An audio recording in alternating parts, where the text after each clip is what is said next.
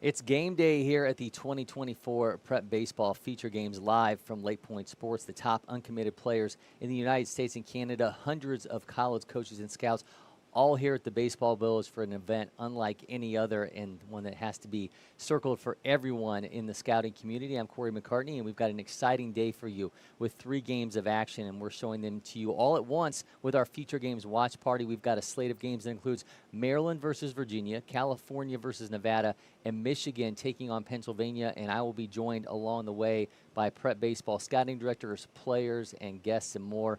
And this really, again, just the start of some awesome game action that we have for you over the next few days as we take a look at our broadcast menu that takes you through Sunday. Mentioned today's slate of games. Tomorrow at the 4:30 window, we'll have the Pacific Northwest crew taking on Utah, Midwest against Minnesota, New Jersey against New York.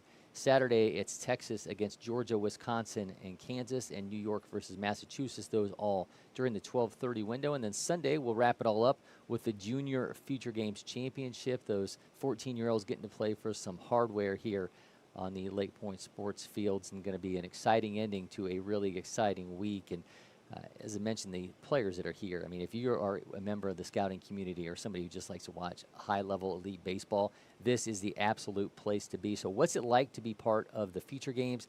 Anna Bellinghausen caught up with Chandler Taylor out of Baden in Ohio, the number 3 ranked player in the Buckeye State in 2026, to get his insights. Here alongside Chandler Taylor, how special is it to be at this event with all this talent across the nation? I think it's really special. I mean, a lot of people here are top players in the country, and a lot of us don't get to see each other a lot. And for here to come together and do the best we can with people from our state, and it feels good. Yeah, Chandler, what do you hope to showcase most to coaches and scouts? I want to showcase my head ability, how I can hit line drives, and if I need to, hit power. And I have good speed if I wanted to use it every once in a while. Where do you feel like your biggest emphasis of growth has been throughout your high school years and now going into your junior season? I think it's been my speed. Last year I came here ran like a 7.2, and I just ran, I had a 6.8, so I think I'm really happy about that at least. Yeah, where's your mindset at? I mean, there's so many college coaches, so many eyes on these players. How do you find yourself being calm, cool, and collected under these moments? Yeah, I really don't like focusing on like who's here watching because it's a normal game, normal people facing, and they're just here to watch today, I guess, and that's how I think about it. How unique is this event on the grand scheme of things? How special is it just to be here and to see all these faces? I think it's really special. I mean, it's one of the biggest events I say of the year, and a lot of people don't get to come, and being here is a pleasure. Well, lastly, what are you looking forward to most being at LakePoint? Probably going to LakePoint Station. I love the golf and bowling, and their food. It's really good, too. What's the best food there? I like the wings. Wings or pizza. All right, well, there you go. Thanks so much, and best of luck the rest of the time. Thank you. Stuff from Anna there. During our early game window, Alabama was an 8-7 win over Mississippi, and before the Feature Games even got started, I had a chance to catch up with Evan Malone from Alabama. I had a chance to chat to him in our Road to the Feature Games series presented by Publix, and let's get inside Evan's head as he was on his way to Lake Point.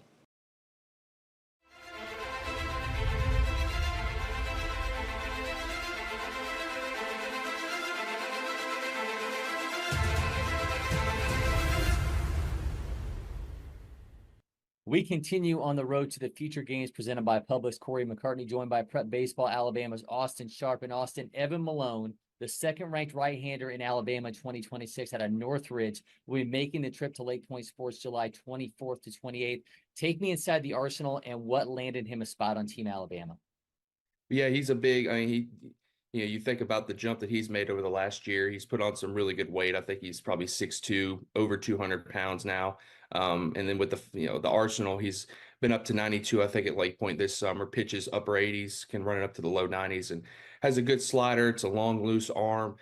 He's been a guy who's been on our radar for the past few years, trying to see, looking down the road who's going to be on our Future Games team. And Evan's been one of those guys towards the top in terms of our pitchers, and he's just continued to get better. He had a good spring this year for Northridge. They had a really good season, and he was a big part of it. And he's just continued to take step after step. He's put on good weight and working up to 92 with a really good slider. There's a lot of good pieces that we think college coaches will like.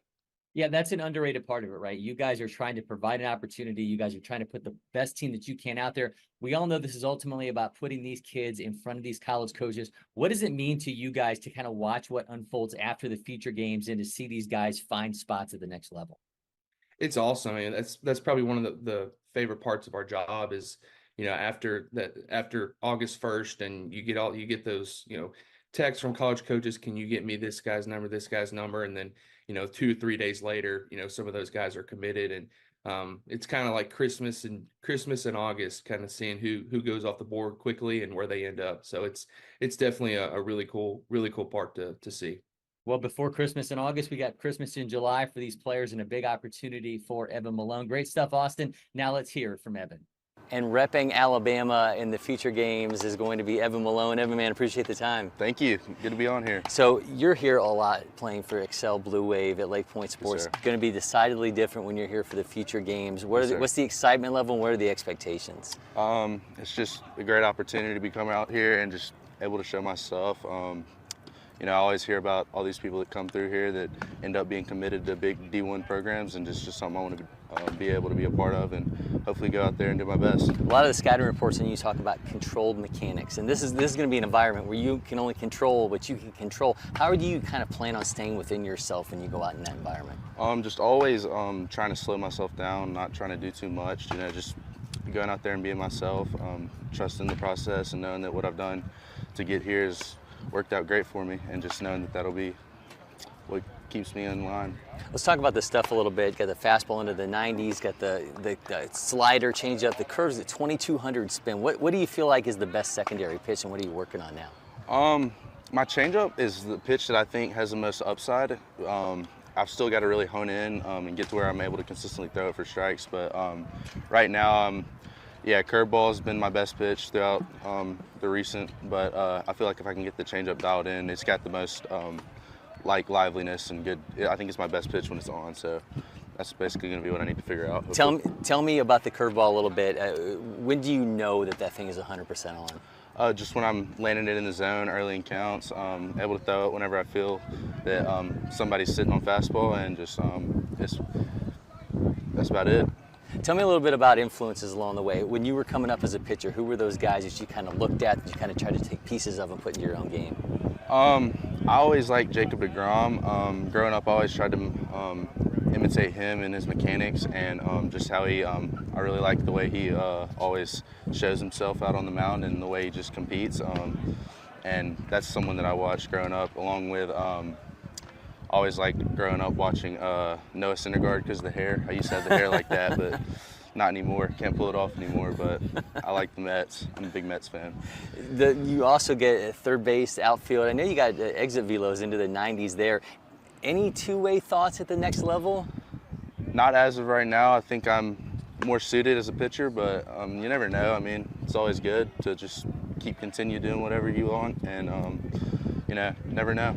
Maybe so. All right, I want to see you take us through what you do on the mound. So let's get that ball in your hand and have it show us your grips. Yes, sir. Sounds good. So I got the four-seam fastball, just traditional, just close fingers, just try and let it backspin, get that spin on it.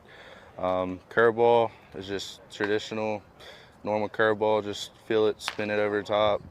I throw a slider it's kind of in between a slider and a cutter, but I play with it. It's kind of just like in that horseshoe right there, and just feel it kind of like a fastball to the last second, get that tilt on it, get it as much like a fastball as I can, and then change up. I just throw four-seam change up, right, same thing as a fastball just about, but just on that groove, and try and get that pointer finger right on that seam and just let it work off that.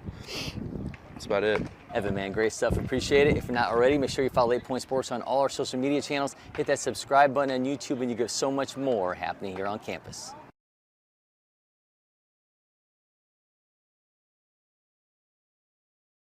There, and again, Evan Malone and Alabama were winners over Mississippi in today's early slate of games, and just a fantastic day for us here at LakePoint Sports. Going to be joined again by a number of LakePoint Sports coaches, scouting directors, and some players along the way as we bring you action from our 12:30 games. We have one more game from the early window that is just finishing up, so we're going to take a quick break, and when we come back, hopefully we get a little bit closer to game action here during the 2024 Prep Baseball Feature Games. First one I picked up, I just liked it the best. And like I said, I tried a lot of different companies, a lot of different models, and I fell in love with Old Hickory for sure.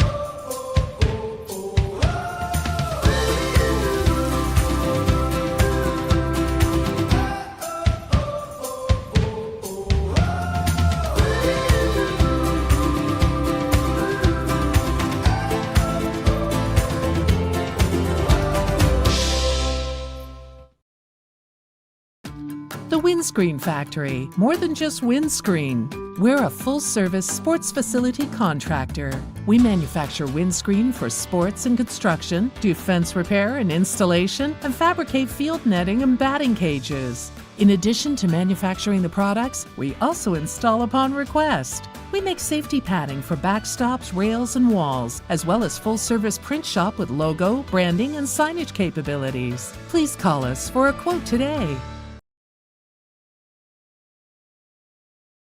LakePoint Sports again going to take you up into our 12:30 set of games here during the prep baseball feature games, but we still do have one game going on from the 10:30 window, so let's go ahead and send you on over there.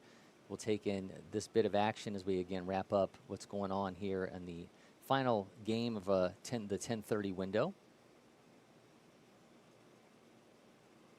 between Mississippi and Alabama. And to our last strike here.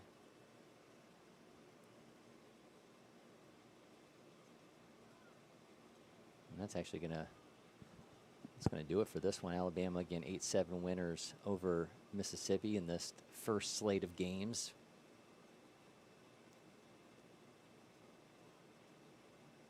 I'll watch the guys go through their handshakes here, and we'll be bringing you plenty of action as we get things going along during the 12:30 window. I'll be back with you shortly, but you guys can go ahead and take in these final moments as Alabama and Mississippi are on the field together.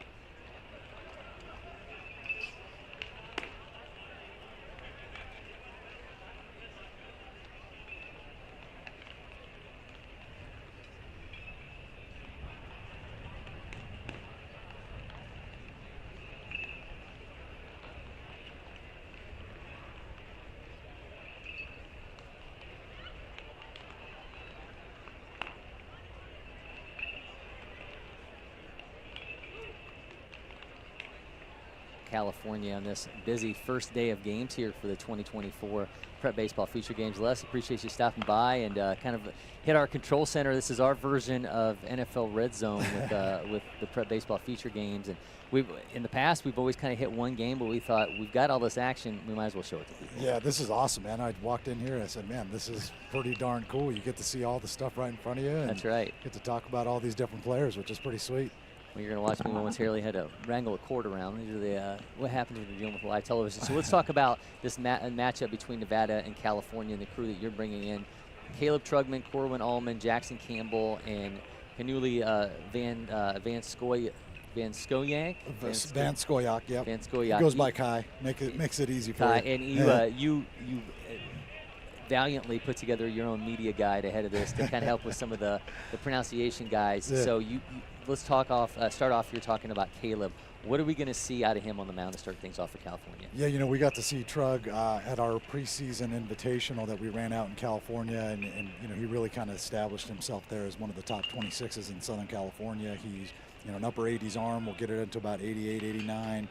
But he's a very legitimate two-way player, plays third base, can hit for power, can hit for average. At 6'5", about $175, he still has a lot of room to fill out that frame. So the projection on him is really high. My anticipation is we'll see some mid-80s, upper 80s fastballs with the wipeout slider that he's become accustomed to throwing, and hopefully some changeups and a quick 1-2 inning.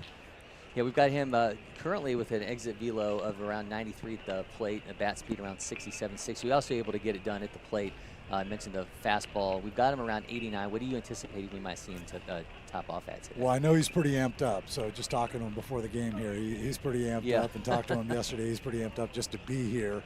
He played in the NPI. You guys may have seen him there. And, he said he wants to top that record of 89 from the NPI here today. So okay. I hope he doesn't overdo it, but I know he's amped up. Yeah, I always like to tell the tale of Sean Duncan, Prep Baseball president and founder, saying every time a guy hits 90 here at the Feature Games, the bell is supposed to ring. It's like the angel getting their wings from It's a Wonderful Life. So we'll see if Caleb's able to do that. And then you're going to go from him to Corwin Allman. Corwin comes in from Tesoro High School, 6'1", 195-pounder. We've got him right on the cusp of 90, 107th ranked right-hander in the nation. What's this arm going to provide? Yeah, it's Parker Allman and Corwin Allard is throwing tomorrow. But yeah, Parker Allman is a guy that we saw a few times this spring. He's up in Saugus High School in the Ventura County, and Stephen Hardesty, our Ventura County area scout, kind of discovered him, if you will, and went and saw him 2-3 times and said, Les, you got to see this guy. So I went up and made the drive and went and saw him, and he was really good. Then he came to our Future Games tryout where he went 5 up, 5 down with 4 strikeouts and a 1-3 putout. So he really gets it done on the mound. It's, again, kind of mid to upper 80s, left-handed arm, can really spin the breaking ball. The changeup is average to above average currently, but most importantly, he's just a guy that knows how to pitch, right? He attacks hitters, he goes after guys. He's not going to sit back and kind of let the hitter dictate the at-bat. Jackson Campbell from St. John Bosco, we'll get the ball after that. Guys who play in certain leagues, I think they get into this environment and they can see it. Anyone watching these 3 games right now, especially the one in the top left corner, my God, the amount of college scouts that are back there. It can be in an unnerving environment, but I think guys who have play at certain schools, certain leagues, they probably won't be phased by all this. Yeah, Campbell's a football guy too, and played defensive end there at Mater Dei, and then he's also pitches and hits plays in the outfield for them. And like you mentioned, that Trinity League being one of the best in America, he had moved from Oregon, and he established himself there at Mater Dei, and just did a really good job for them all spring. Whether it was pitching or whether it was in the outfield. And, quick story on him, he went 6 shutout innings in the Boris Classic Championship against our national champion Corona. Wow. And shut them down to win that Boris Class South Championship. So Kai Van Skoyak after that out of Palos Verdes. You mentioned that the name is a mouthful, going to be a handful for the hitters. He is, man. He's another guy that's 88 to 90. He's got a really good breaking ball and a really good changeup. And again, another guy that just kind of knows how to pitch. Will pitch backwards in certain situations, but he attacks guys and he gets after it. And he's another guy, we talk about Trugman's projection. Kai's projections through the roof. His dad's 6'4", Wow. really well put together, and Kai just from the spring has added about 10 pounds to now. So the projection for him is really high as well. Carson Sheffer at the plate right now for California out of Oaks Christian. You guys brought some really high-level catchers to this, and I think that's always an interesting approach. Like, how do you kind of get these guys ready for what this is going to be like? Because as much as we, I think, get really excited about the velos and what we see out of these pitchers, a lot's asked of these catchers because they have guys who are like, this is my moment. I only have one real opportunity here during feature games to show out. Yeah. What's the message to a catcher that's in this environment? Well, for us, like, the approach is always we need to find an offensive catcher first, right? Guys that are going to hit the ball for us, guys that are going to put the ball in play. And Sheffer had a phenomenal year there at Oaks Christian. He hit leadoff for them. He hit somewhere in the neighborhood of 340 on the spring, and just had a really, really good spring. But the rest of the catchers, Gino Capolazzo is a two-way guy that will pitch, I think, in the long term in his future, but he pitched an inning last year. He came with us last year to future games. Michael Nonis is probably the sweetest left-handed swing you'll see here this whole weekend. He's a diminutive guy at about 5'9", about $175, but his swing, all he does is hit. I just had a college coach tell me that he's been tracking him all summer. He said, I've seen him 6 times, and all he does is get the barrel on the ball, and and that's about right. And then Warren Gravely, our final catcher, is a very, very offensive catcher. He scuffled a little bit during the defensive workout yesterday. It was wet. The throws kind of got away from him. But the catch and throw is pretty advanced for him as well. But again, an offensive first catcher. You guys brought a monster of a 2027 in Bear Calvo, and I mean, this kid just 6'1", 6 foot, 180 pounds. The metrics on him just absolutely jump off the page. What's the balance for you in trying to bring a 27 to this environment? Because I was talking to Lash Henderson, the #1 player in 27 yesterday, about this, and he's out there putting ridiculous numbers up during the workout. But at the same time, it's like almost forbidden fruit for the coaches, right? Like, they see him, and you just got to be like, I'll see you next year. So how do you guys balance that? Right. So, we brought one 2 years ago. We brought one freshman 2 years ago. Last year we brought, I think it was two or three guys that are going into their sophomore year. And the bottom line is we hold a tryout in California. We hold a number of tryouts for this. So, kids are invited to the tryout. It's an invite-only event. It's guys that we've scouted over the spring. It's guys that have been to events in the past. And we invite them. And, Calvo just happens to be our number 2 2027 in the state. Yep. And, 19 nationally. So, obviously his ability is pretty well known. And then he came to the tryout and had a heck of a tryout, same as our other 27, Ira Rootman. He was 3 for 3 on the day with a triple and 2 stand-up doubles. And it's like, okay, the moment's not too big. The other thing is, Calvo played at La Mirada, a traditional powerhouse in Southern California, and Rootman plays at Harvard Westlake, obviously a nationally known brand. So the moment isn't too big for these guys. Got Caleb Trugman at the plate right now. We were just talking about him on the mound. Now we get to see what he does with the bat in his hand. Got an exit velo again around 93 bat speed. We've got it around 67, but I would imagine that's an older number for him. We're probably pushing into the mid-70s, I would imagine, when we get the latest metrics on him. I love the bat speed metric, and I keep talking to guys about this because I'm a guy who spends a lot of time on the StatCast page. He rips that one down the right side. First baseman's got it. He's going to get it himself. Man, had a collision at first base.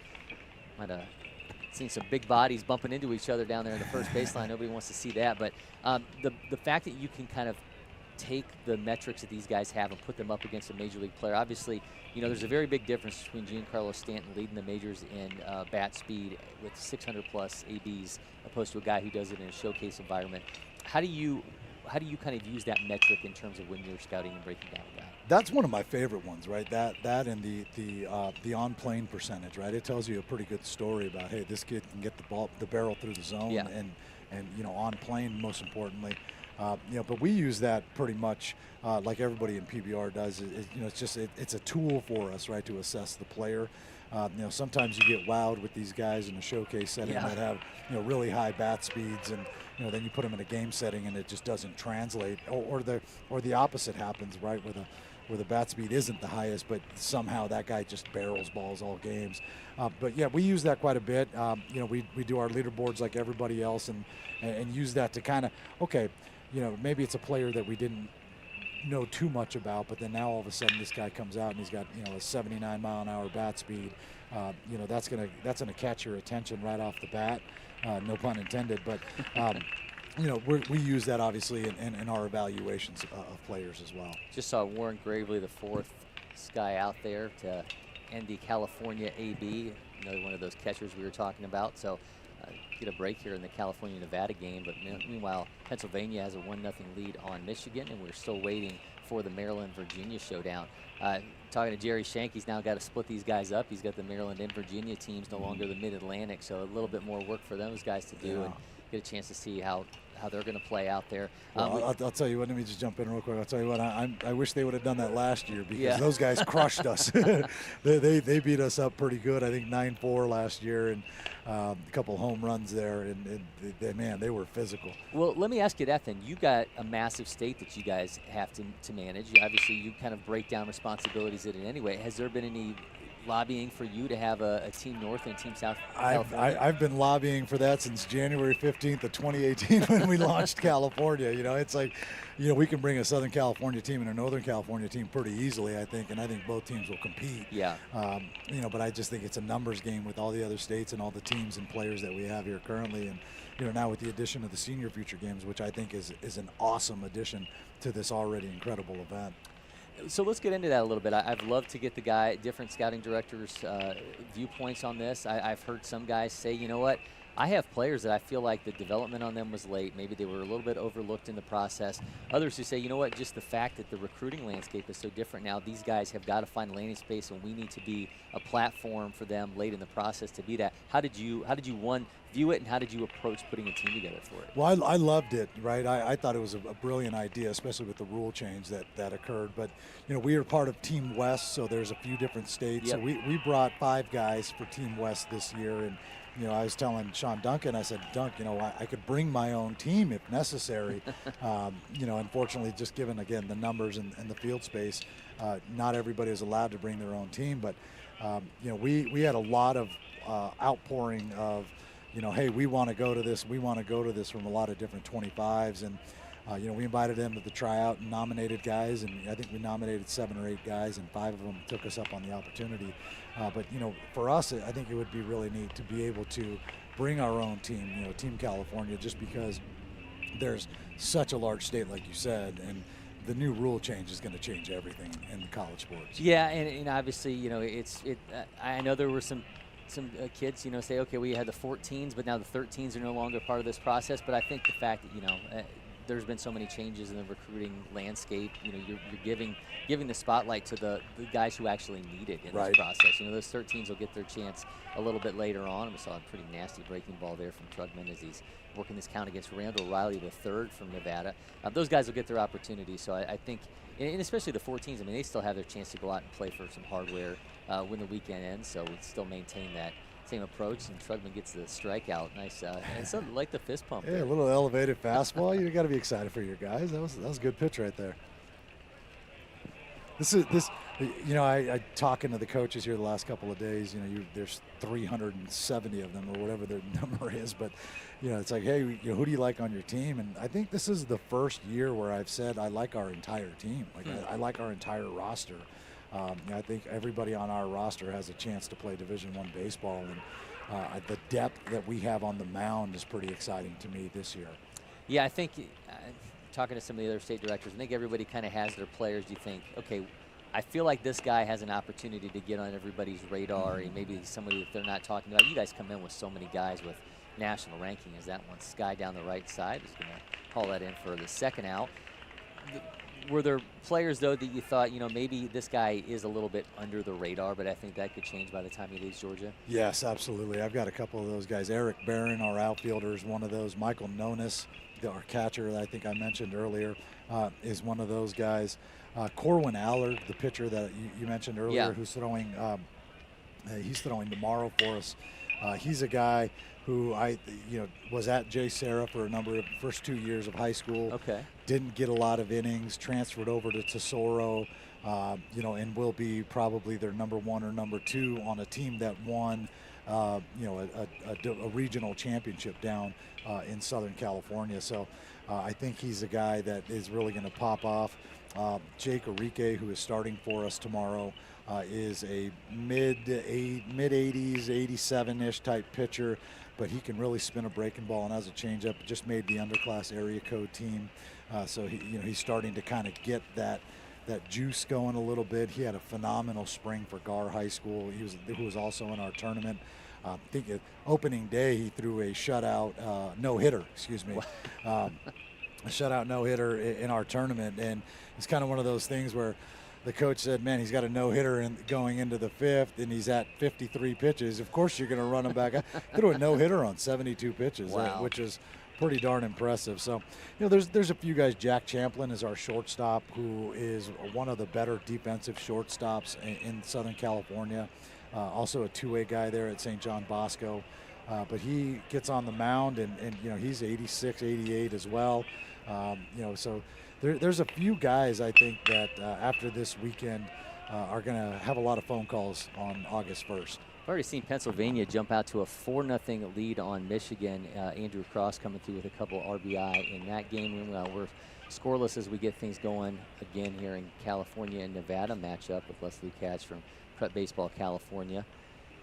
What did you think of the new fields? I mean, I saw you yesterday when you pulled up, rolling in with Diego and some of the other guys, and you said, "There she is." Yeah. So what was the reaction? It's beautiful, man. When I saw these during the NPI, I was watching your guys' coverage of it, and I couldn't wait to get out here, right? I mean, because they look so nice now. Got rid of that the black turf that would just make your skin sizzle on a hot day. Being from Southern California, not used to that, but. No, they look amazing. The fields look great. The complex looks, awesome as always. And, when it's packed with players and packed with coaches, it just makes for a really good environment. Brett Harrison now waiting outside for us. He's got Keenan Dolan on the mound out of Bishop Montague, 6'4", 198-pound righty, second-ranked righty in Nevada, number 8 overall in the class. That in there just misses on the outside corner. Scoreless in this game. So this kid here, Gino Capolazzo, two-time future gamer, is really, really improved at the plate. I think he's kind of without a position. He's a catcher by trade, and he's a serviceable catcher back there. But I think long-term, 6'3", 6'4", he's going to be about 215, 220. He pitched for an inning for us last year, and he was 87, 89, and he hadn't pitched all, but I think 6 innings all spring. And so I think long-term his future might be on the mound, but just an outstanding kid from a really good program in St. Francis up in Northern California. Yeah, we've got him with a pop time around 194. What's that number that you kind of look for, when you're saying, because you say the long-term future isn't behind the plate? What's that kind of breaking point number for you in terms of that pop time? You obviously want guys hovering around 2-0, right? But there's more to it than that, right? It's how does he move his body? How does he block? How does he recover, right? What are his instincts when it comes to pitch calling? Things like that. And I just think that's kind of where he still needs some development. There hasn't been a lot of opportunity to call pitches in high school. Coaches generally do that at most high schools. In the summer, though, he has improved. His receiving has improved. So I will tip my cap to him on that. But I just think with that frame, the looseness of the arm, I just think that, on the mound, that's going to be really good. You guys now have Ira Rootman at the plate. Dan Cox was telling me he's got a 14-year-old catcher they had him at 178. Yeah, I heard about that this morning. Yeah, that's unbelievable. That's unreal. He said he is legitimately the best catching prospect he's ever seen. 14 years old. Yeah, that's high praise coming from Dan Cox. Yeah, so it could certainly be a guy we're going to have to keep our eye on. Yeah, so Rudy here from Harvard Westlake, started as a freshman, didn't start the first 4 games of the season, first 5 games of the season. But started every game after that, and you're familiar with Harvard Westlake's program. Yep. And, that says a lot when a freshman can step into the outfield there and play right away. Yeah, we get to see one of Harvard Westlake's finest, Max Fried, on the mound here for Atlanta Braves on the injured list at the moment. Obviously, you got some number of guys that have come through there. Jack Flaherty, Lucas Giolito. I can't imagine what that rotation was like when they had those 3 guys together. Did you get an opportunity to see them when they were all I did. I did. Giolito got hurt early in the spring season, so most of my viewings of him were in the winter season that we play out in Southern California. Fried is a funny story. He was at Montclair Prep, and they decided to just end their athletic program. And that's how he ended up at Harvard Westlake for his senior year. And then obviously Flaherty. And to be honest with you, I missed Flaherty. Like I missed on that one. I thought all day he was a third baseman, all day. And sure enough, he proved me wrong there.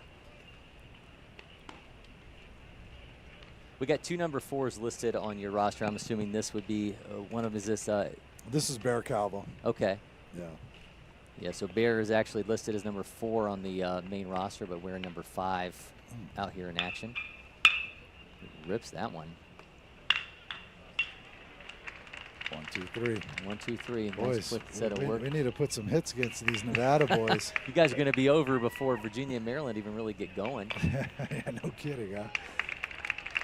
We got some extra base activity in that Virginia and Maryland game. So we got Virginia playing Maryland in that game, and Shank is bouncing back and forth between the 2 dugouts. Is that what he's doing? And he's going to be in here in a little bit. Oh, so, jeez. Yeah, I think he might come in and he's going to need a fan. I got a fan down here for him. He's going to potentially need that as he's moving around with his crews. Yeah. Meanwhile, weather out here, man. I still can't get used to that, Corey. Yeah, it's been a little tame these last couple of years with the amount of storms that we've had. So yeah, it's funny to talk about you guys from California talking to the guys from Pacific Northwest, the guys from Colorado. It's something that conversations have to be had with players before you're coming here. So it's funny you say that. So obviously we sent out a lot of email communications to our players and the families and whatnot prior to coming out here. And one of the things that I sent in every email was, make sure you hydrate, right? Make sure it doesn't start when you get here. It starts the day before, sort of thing. And lo and behold, yesterday one of our JFG kids he didn't hydrate, and so he kind of fell ill a little bit. But we see it a lot, mainly with pitchers, particularly POs that aren't doing a whole lot, and they think, oh, okay, it's just 2 innings or whatever it is. And when you're out here and it's 90 degrees and in this heat and the sunlight and the humidity, you need to be hydrated. So that's part of the conversation we have. Well, we did try to take it easy on everybody over these few days for the future games. We got really hot around the MPI and then our national championship run, but it hasn't been quite as bad here during this run of future games. Obviously, we've had a number of storms. Got some heavy rain here last night that I know kind of ended things for a few people. That's going to go on to the outfield. Man, it's a bit of a tumble there at shortstop to try to make the stop, but able to do so. Well, looks like we got a 91 out of Trugman today. There you go. I didn't hear the bell ring though, so we need sound effects. Get our producer Jack in the back to add some sound effects to the mix here. Still waiting on a score here in California, Nevada. Meanwhile, Virginia up 1-0 on Maryland, and Pennsylvania's got a 4-0 lead on Michigan in this 12:30 set of games. Corey, I gotta admit, man, this is sweet, dude. This is sweet. You just can sit in here and watch these games and get to talk about all these players. You're living the dream, my man. Well, I appreciate it. And again, like I said, in the past we've kind of zeroed in on one game, but there's just so much going on. It felt like we really needed to open it up and let people see everything that we've got going on here. I mean, we're really just trying to be that platform for these guys to hopefully get that next stage in their baseball dreams, and that's obviously going to come in a couple days. And I know you guys get really excited for it when there's just this rash of coaches that are calling your guys, and next thing you know, they've got those logos next to them. Well, so we had a player last year, Shane Miranda from St. Augustine High School down in San Diego, and he came out with us. He performed really well, and about 4 days later, he calls me. He says, "Hey, coach, I'm going to Notre Dame on a visit." And that was his school as an academic kid. And, it's those sort of phone calls that really fire you up, right? And then he calls me, a few days later, and he says, "Coach, I committed to Notre Dame. Thank you. It wouldn't have happened without going out there," sort of thing. And it's those are the calls that really make everything worthwhile, right? Because, we may not view it as such, but ultimately we are having a minor impact, in some cases a major impact on these players' lives, right? This opportunity doesn't come along to just anyone, and when you have those commitments kind of right after this, it's pretty awesome. We had one the year before that with James Tronstein committed to Stanford, for example.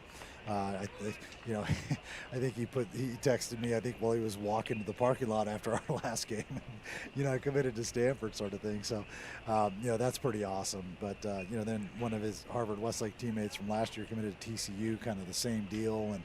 And it's really fun. That makes it all worthwhile.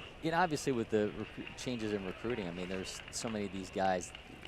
wouldn't have even been on the radar before. There wouldn't have been players that you could have had here as these 2026s. They would have been, some of them would have been committed a long time ago. And I think that plays a large role in why I'm so excited about this team, right? Because we knew, okay, this is the first year where these guys aren't committed. You know, obviously California, we have a lot of talent, but like you said, those guys generally are committed by their freshman year. Yep.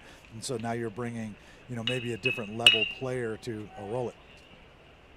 Oh, there we go. There we go. Kid Calvo. You know, so you wouldn't be able to bring those guys, you know, to this sort of event. And so, you know, the rule change, I think, just really elevated this event. And I think, you know, I've talking to college coaches the last couple of days. You know, I've had more than a couple say, I feel this is going to be the best future games ever because of that, right? And I think that's awesome because now you're taking a really incredible event and making it that much better with better talent. Play over the third in time for the final out, so California going to get out of that one. Still scoreless in this matchup.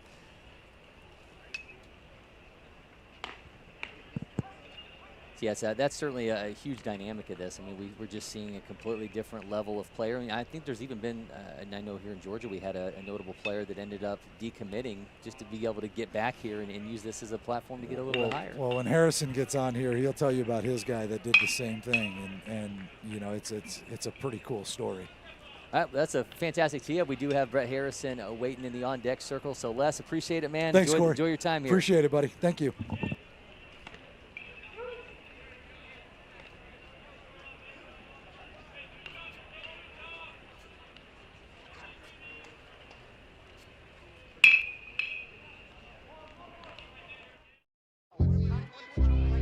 So yeah, outrage is trending. Our feed's stirring us up, splitting us up. What if we came out from behind our walls and keyboards just for a sec and just go yard, front yard? Come out bagging, jumping, check on that Johnsonville feed. Let our individual flavors blend together. Yes, block nobody, block party. Keep it juicy.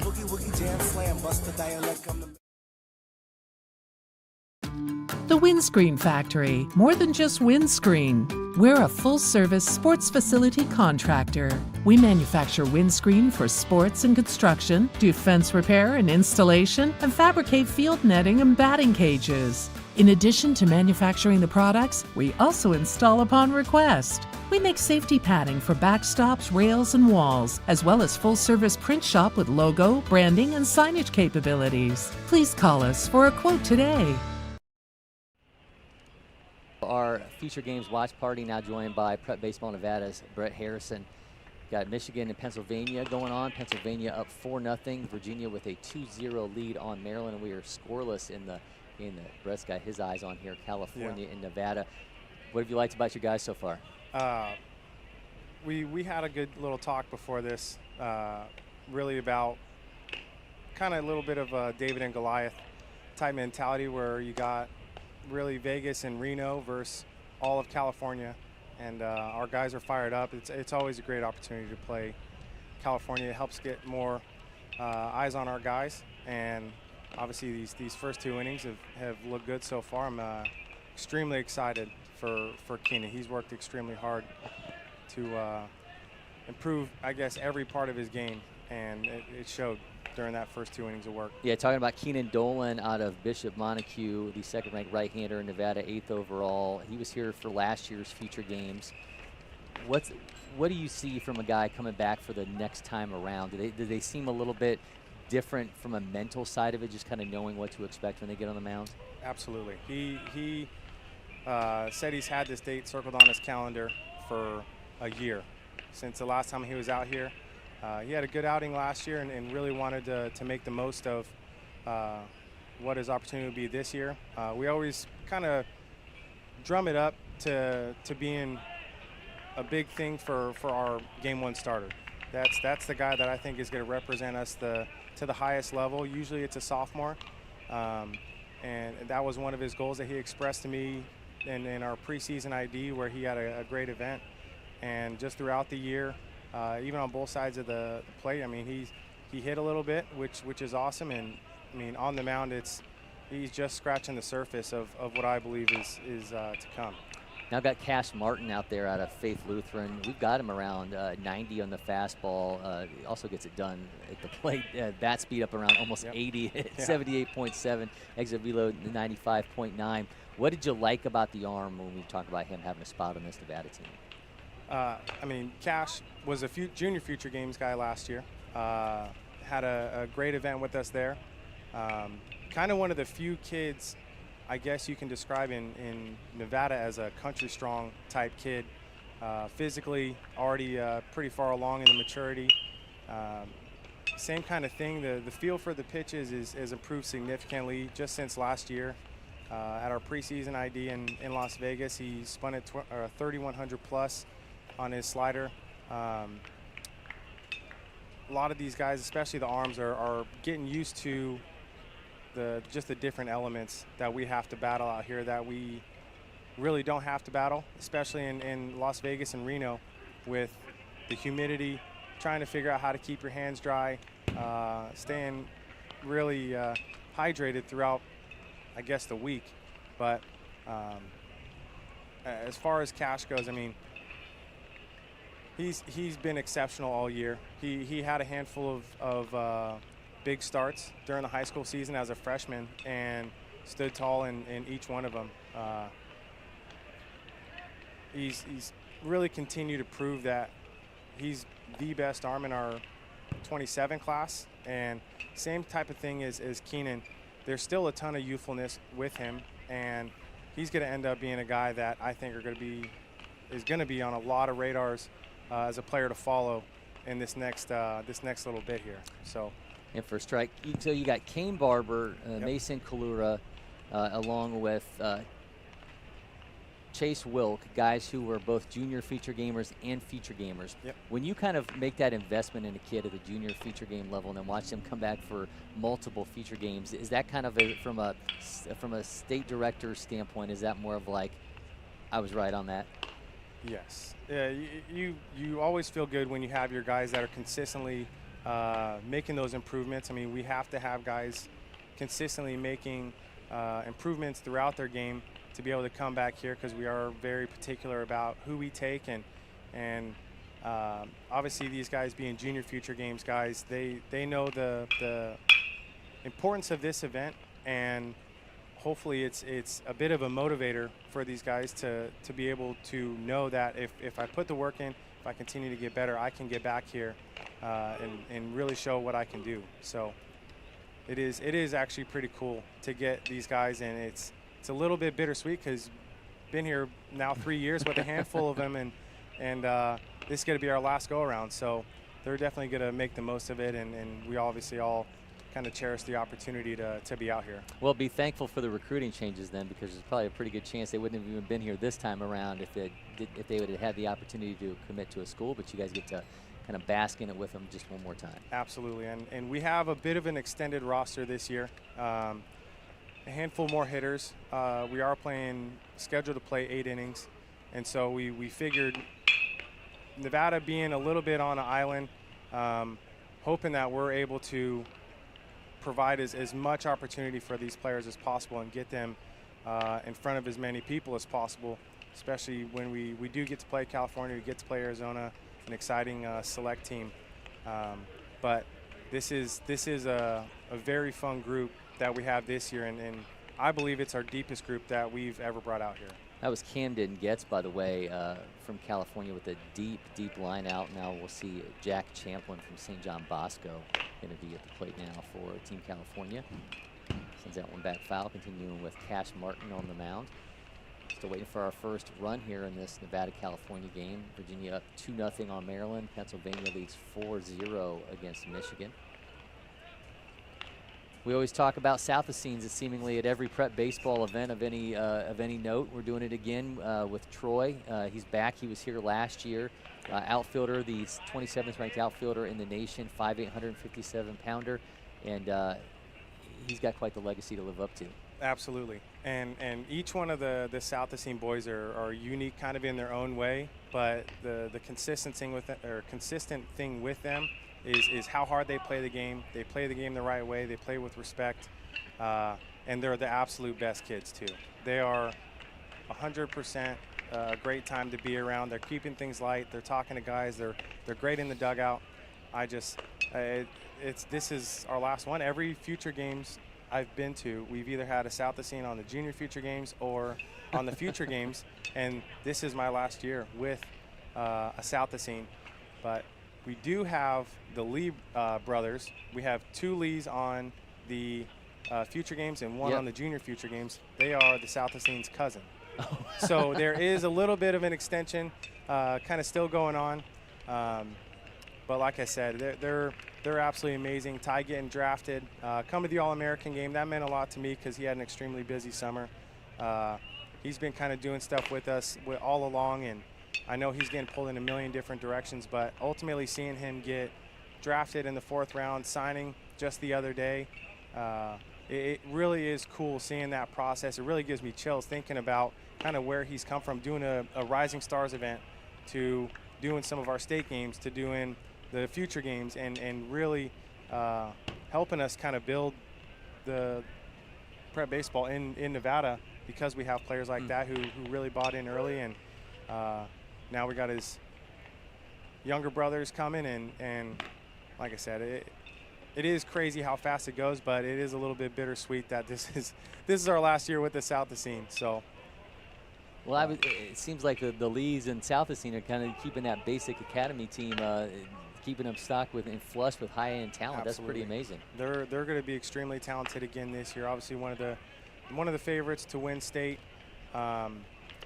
They were one of the favorites last year. Ran into just a few kind of whatever issues. It really was kind of a tough situation, but they'll be back this year. I mean, there's no doubt that they always put together a very good group. They play the game hard, and I mean, I'm excited to see them take the field. It's always fun going to watch the basic guys, because you know they play hard. You have all the South Scenes in there. I mean, last year you had them hitting 1, 2, 3 in the batting order. It was seriously so cool to see that, and then you had the Lees hitting after them. So I don't know. I'm like I said, it is a little bit bittersweet, and hopefully Troy gets to make the most out of this event this year and get some really positive looks here for August 1st. Lyndon, the headliner of that Lee family, the second-ranked shortstop in Nevada, 5th overall. We got him to the 60 time around the 7s, but exit velo around 93. You mentioned he was here last year for the future games as well. Yep. So Lyndon, he's not a guy that you're going to have stats jumping out. He's 5'11", 180. He's not a big number guy, but that is the guy you want on your team.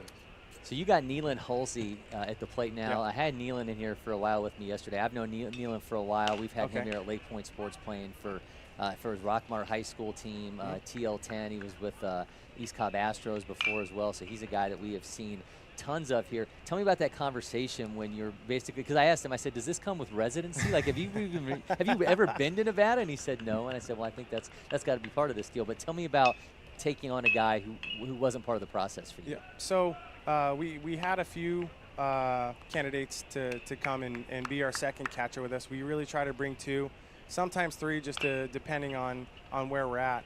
But for him, we did have a catcher go down fairly last minute. It's a pretty big commitment to come all the way out here for the handful of days, and it ultimately was better if I called Hudson and asked him if he had a guy that can do it for us behind the plate. He's done a great job. You would never know that he's not a Nevada guy. He's been hanging out with the guys, talking trash. Like, it's awesome to have him with us, and obviously very grateful that he would take the time to come do this. Yeah, pretty laid-back kid. Obviously adaptable, as you're seeing here. And as we're talking with Les, I mean, it's like so much is asked of a catcher in this environment too. Especially when you kind of go into it having he's going to go down on strikes, having really no information whatsoever about who he's going to be catching. That has to make it an even more daunting opportunity for him. For sure. I mean, he seems like he's already kind of assimilated with some of our guys. I know he's been talking with the guys he is going to catch today. He's going to catch the second half of the game. But I mean, like I said, you would never know that he's not one of our guys. Seems like he's been around forever. Was talking with him yesterday, caught a little bit of a flat ground for some of the guys yesterday. So he knows what he's doing, and obviously very grateful for him to like I said, take the time to come out and do this with us and step up. More basic talent at the plate right now in the form of Andrew Giles, also a left-handed pitcher. It just goes on and on and on with the amount of guys that they bring into this event. Absolutely. Yeah, Andrew, obviously there were some changes made at Texas A&M, and a few things happened that we weren't really accounting for, and it did become an opportunity that he would be able to come out here. So hopped on the phone with his dad, with him, and tried to figure out if it's something that will be really good for him. Obviously, I'm biased. I think this is the best event you could be at. But ultimately, they decided to come out, and I mean, he lit it up yesterday during the batting practice session. It's a guy that kind of people stop and watch. It's a different sound off of his bat. And kind of the same thing as the South Racine guys, man. He's just an amazing kid, super grateful, very appreciative of everything, and make sure that we know that we are appreciated. He comes up, shakes our hand before and after every game, and it really is cool to see kids of that caliber still maintaining that kind of humbleness through this whole process. Because I think we have him in he's like 57 ranked player in the country, I believe. Yeah, we've got him 76 right now. He's the 18th ranked outfielder. That's He's the second ranked player overall in Nevada. Yep. But he's, I mean, it possibly could be one of the top prospects that we've been able to bring to this event overall.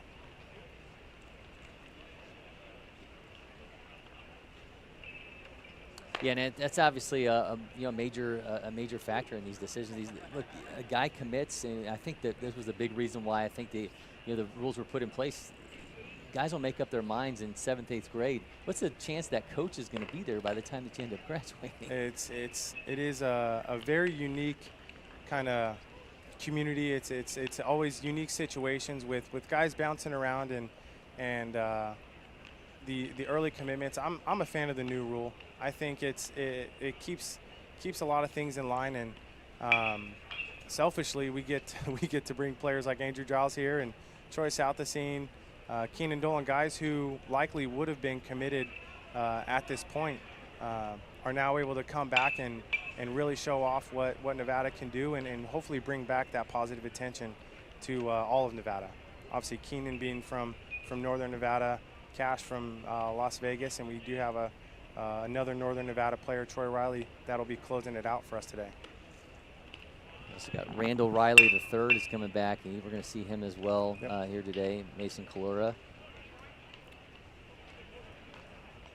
Troy Riley, sorry. Oh, Troy Riley is going to be pitching for you guys. A couple Rileys on the the team. You do. You have a couple Rileys. So one team had a guy with a first name Tanner, last name Tanner, so you never know.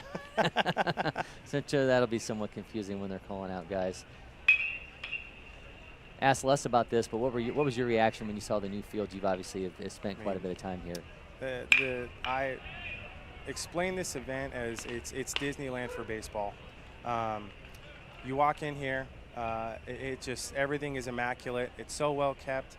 Obviously the new turf, it's such a clean look. It just adds to the whole vibe when you come in here. It just feels like such a big league environment, and I mean the guys are blown away by what we're able to get done on these fields, and I mean I think with everything we do in this company, it always has to be first class, and obviously the new turf, it is absolutely first class with kind of the look of how it all came together. Punch out for Cash Martin there. I've seen a lot of the really effective breaking ball. I think this has been a point of emphasis a lot of times when we have these games. Guys are hunting fastball up there, so if you can go in there and present them with something off speed like that, you're going to get guys swinging out of their shoes. Absolutely, and it's something that we talk about pregame.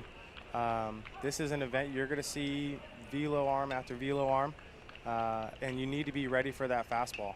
So it's something I think that we're seeing more of now, where pitchers have feel for their secondary stuff earlier and earlier. And obviously Cash being a 2027 15-year-old, him having a 3-pitch mix that he can kind of navigate around the strike zone at the level that he does it's extremely impressive. You guys brought a number of 2027s and potentially more, I think, than almost anybody else. How did you kind of balance that when you were building things out? So, I mean, we always strive to bring the absolute best group possible. Like I said, we don't have a ton of colleges. And just in Nevada, we have 3 colleges. So if there's an opportunity to bring more players that can kind of set the tone, not only for this year, but kind of catapult next year, I think that's something that we're always going to try to do and make the absolute most of this event. Now, we do have a handful of 2027s, but all of them can play. I told the guys, I mean, we're hitting in numerical order. It really shouldn't matter where we're at in the order because everyone is here, everyone can hit. Same thing with the pitching. We slot guys in certain spots, but I would feel confident rolling any guy out at any time and really feeling confident that they would be able to get it done. Pennsylvania, meanwhile, has a 6-0 lead on Michigan in the top left there. Virginia is up 2-0 on Maryland. We're still waiting for our first score here in this pitching duel between California and Nevada, and it continues. There's going to be a strikeout from Cash Martin, and man, that was a really effective run there from a really interesting 2027 arm. Absolutely. He is going to be a lot of fun to watch over these next few years. I mean, his dad was a pro ball guy. He's got the bloodlines. He's got feel for, like I said, his pitch mix already. And selfishly, I'm excited every time I get to see him. He's always a good time. And same thing with I guess every guy we got. They're all great kids too. So same thing. Very appreciative. Always bouncing around, talking to the guys, having fun, and loving his experience so far. You see a different pitcher here take the hill for Team California. It's going to be Parker Allman.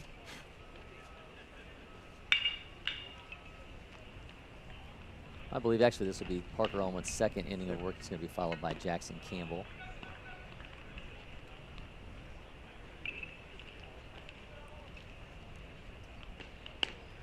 So we had a little bit of rain yesterday during the workout day. How much did you guys get done? Who ended up being impacted most by the weather that we had? The senior future games guys were obviously impacted. We got done with our entire workout for the junior and the future games. Our senior guys weren't able to get their stuff started. I know a handful of guys were able to hit, but we had guys that were kind of later. Obviously, being West, we were in alphabetical order. We were last, so we didn't get a chance to hit. But I mean, Steve and the crew came up with a great game plan on making sure that everyone's going to get their looks, get a BP round, get their defensive work, and we'll get it all taken care of here as the week progresses. Mason Kalura at the plate for you guys now at a Faith Lutheran. Yep. 6 foot, 175 pounder. Yeah, Mason is a very good two-way player. He'll be thrown later this game. Actually, he'll be in next. But a guy who was at the junior future games with us, came with us to the future games last year, and was kind of a late add. He had a little bit of a scheduling issue this year, had some prior commitments, and was really a later add that we were able to get in. But same thing, had a really great high school season. Super athletic kid, and I'm excited to see him on the mound. I know he was trying to let it go yesterday during the infield workout. I think he got a pretty good infield velo. I'm not totally sure what it was, but it looked like it was coming. But we'll get to see what he's able to do on the mound here right now. Yeah, I haven't seen the updated metrics from yesterday's workouts. I know some of the biggest grip strength numbers were put up by Lash Henderson. I had him here, the #1 player in 2027. He told me that he had gone to another event and didn't put up numbers that he liked. So on Tuesday night, he was in his hotel gym doing some forearm curls, and then he comes out here on Wednesday and puts up some ridiculous numbers, 177 on one side, 180 on the other. So yeah, he was ready to show out, so he did exactly that. Absolutely. It means a lot to these guys. They're all wanting to put up these massive scores and show off the work that they've put in all year. I think we had a few guys that had really good days yesterday, and like I said, some of our guys they're not big showcase or workout guys, but they are the in-game type guys that will thrive in these bigger environments. Now Logan Green. Now, yeah, I think that's an element of it too. Is some of these guys, it's just the skill set just doesn't show out quite the same way from a showcase to a game environment. So a lot of these guys really relish this opportunity to get to this point of it. Maybe you're not as jittery as you are when you're up there as the only guy doing anything during a showcase as you are obviously just being in the flow of a game. Absolutely. I think once you get in at bat or a couple at bats, you face your first hitter as a pitcher, you start settling in, and it does go right back to just being baseball. So I think the second time around the lineup, we might see a little bit more action as these guys really get settled into the environment and everything that's kind of coming with this. It's already one down here in the inning. In for a strike. So you've been on here before when we've had just one game. What is this? Does it feel like we're herding cats? What does this kind of feel like? It is controlled chaos. I feel like there is a lot going on. Especially now, we have a select group, which is really a West select group with a handful of Georgia kids, I believe, on it, maybe a New York kid as well. But that team is primarily from Hawaii. So we have our first Hawaii representation here. Today there's kind of 4 games that I will be at to make sure everything's kind of moving with the junior future games, the West Select team, and then the Select future games game tonight. It is a little bit of controlled chaos, but once the games start and we're able to get this going, it really does kind of run itself. It's not a massive deal, and I think we're all moving in the same direction. So it's nice to keep this thing moving. 7 basic players on your roster. Dylan Lee, another one of them, at the plate right now. Might as well just roll out their entire team and just brought them all here. They got a good group. There's no doubt about it. They have a really impressive squad over there, and it's gonna seems like it's gonna continue to be that way for the next handful of years. So I think we're in a good spot with where we're at with the talent, especially in this younger group. So we'll be back next year. Now 2 strikes, 2 outs here in California, Nevada, bottom of the 4th inning. In the 3rd inning in Michigan and Pennsylvania, and the 2nd between Virginia and Maryland. We've got more games coming at you later today, and we'll be on the air the next couple days as well. This is kind of one of those events where you start to forget what day it is. I feel like exactly right. I feel like it's been like that the last 2 months. We've you know, so much action. We basically have had nonstop games here at LakePoint Sports since I think the beginning of June. So we'll get a little bit of a reprieve come Monday, and a little time without any baseball. It goes down on strikes, and a nice showing there on the mound. California, Nevada still scoreless. Brett Harrison, appreciate you stopping by, Brett, man. Good to see you. Enjoy your time here. We'll see you soon. Thank you. I appreciate it. Let's take a quick break and come back. We'll have even more action to you from LakePoint Sports.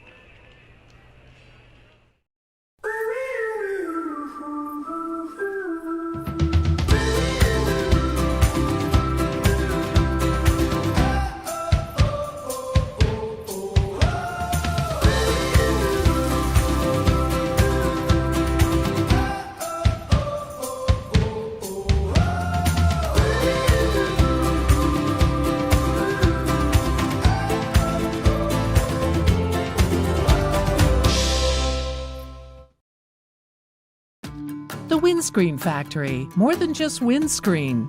We're a full-service sports facility contractor.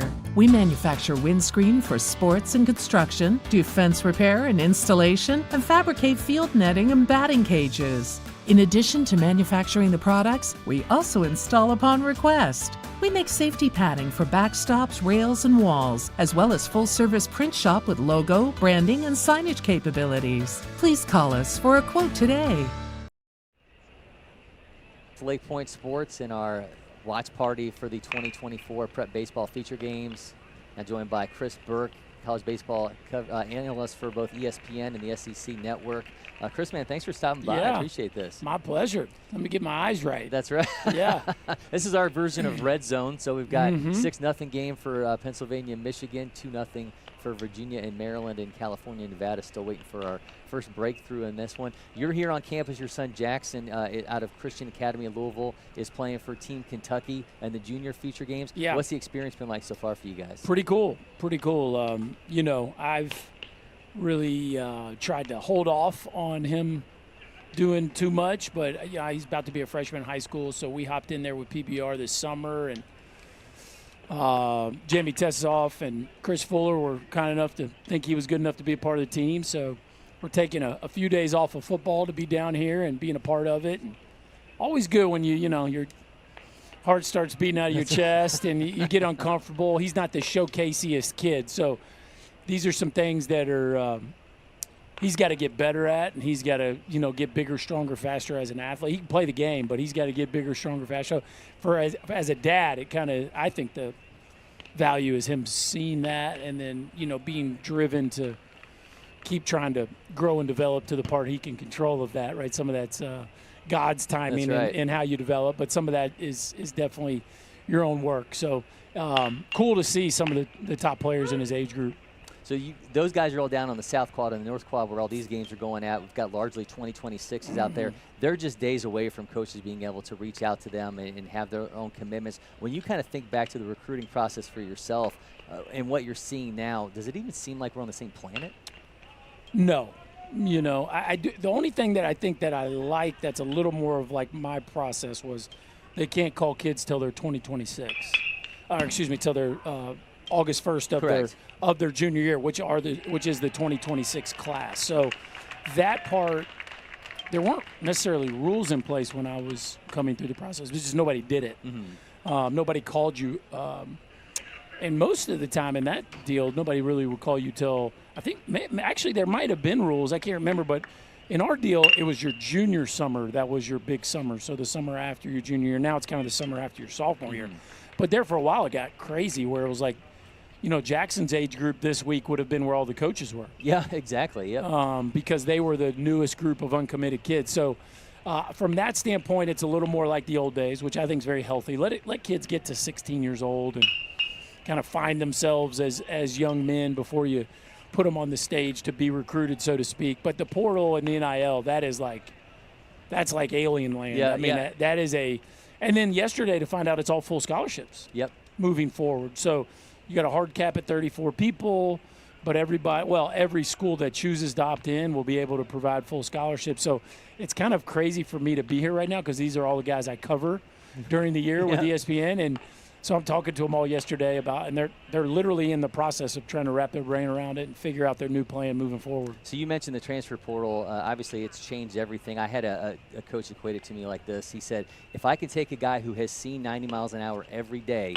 or I take a guy who's maybe seen it once or twice a week, there's no debate. I mean, obviously, it's changed everything for the high school player, but do you see a solution either from the player or the coach's side of it? Well, the solution, I think would have to be a bigger picture college sports overhaul, which would be some sort of collective bargaining between the schools and the players. Because right now the players have all the rights. They have all the freedom, all the rights.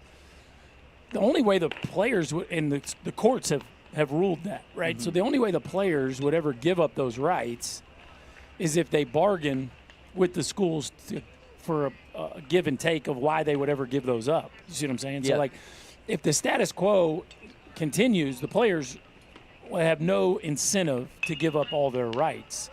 And so long as the courts view that to be constitutional, the players are going to continue to have freedom of movement and be able to make as much money as they want to off NIL. I don't see that changing.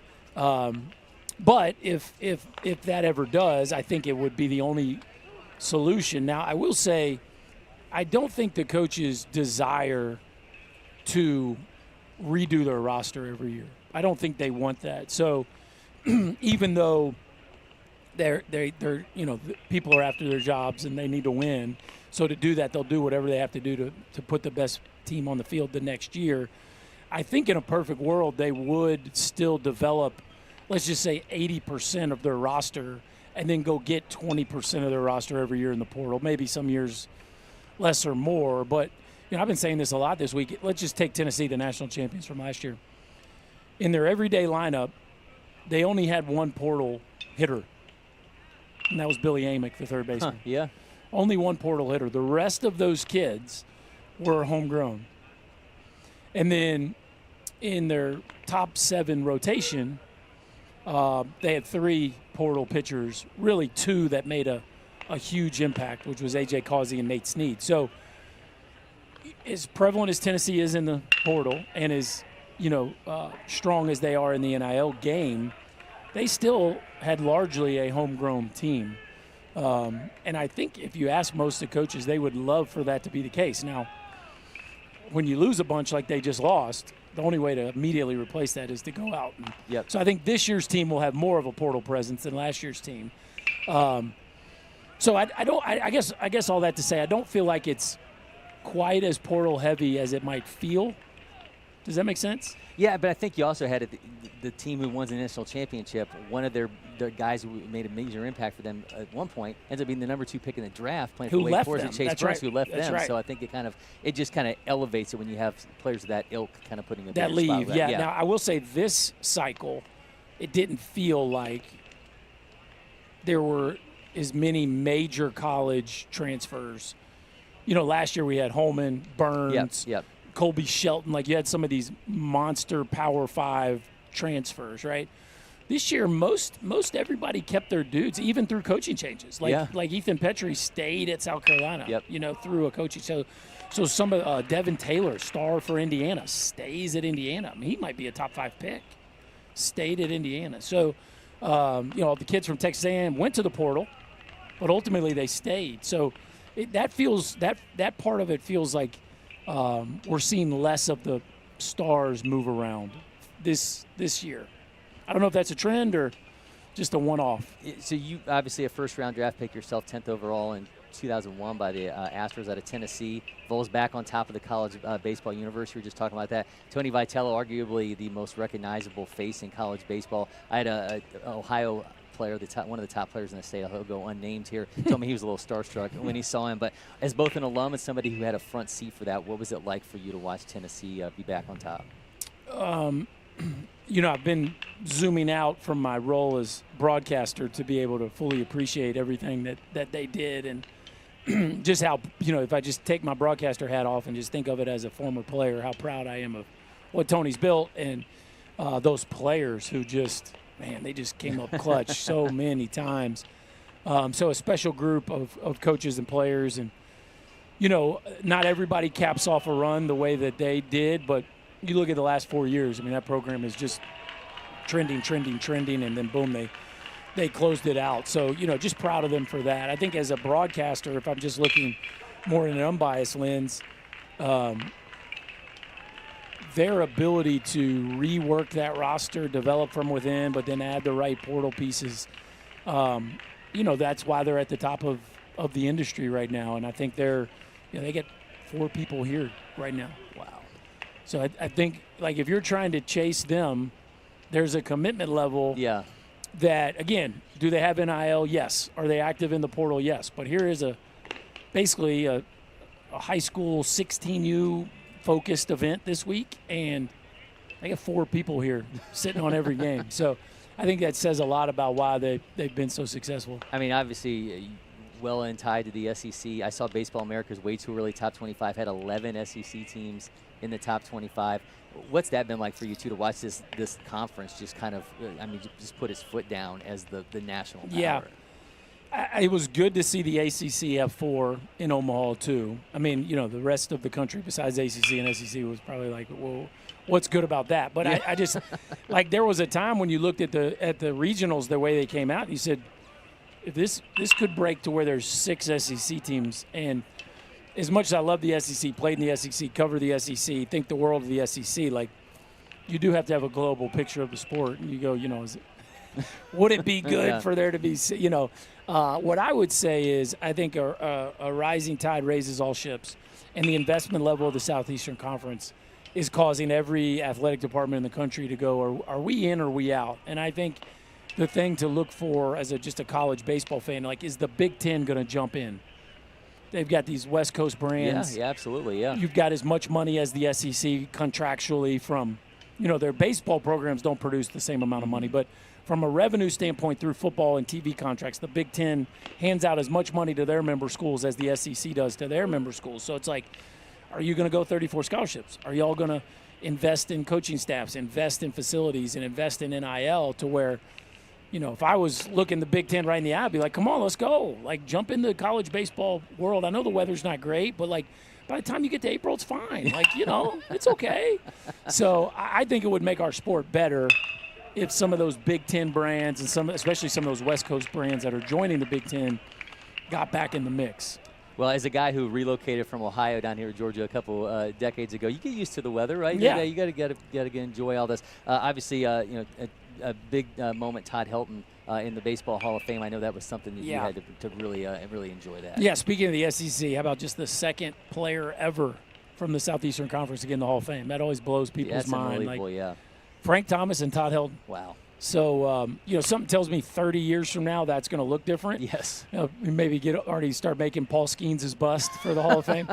But it's pretty remarkable, I think, as a Tennessee guy, especially one that followed him from an era standpoint at Tennessee. Just very proud of the way he's put Tennessee baseball on the map by being only the second SEC player ever to make it. So all-time legendary player who now gets to be a part of the legends forever. Well, Chris, listen, the baseball journey for you and your son Jackson just getting started, and thank you for making LakePoint Sports and the prep baseball, this event, the future games, a part of it. Happy to have you here, and thank you so much for the time. My pleasure. Thanks for making it so big. I'm going to tell my family to tune in. There you go. Yeah. All right, we'll be back with more. You're watching our Future Games Watch Party.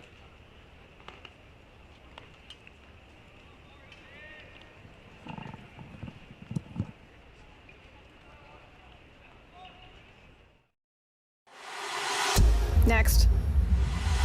Next. Stop. You got it? No. Keep going. Again. Next.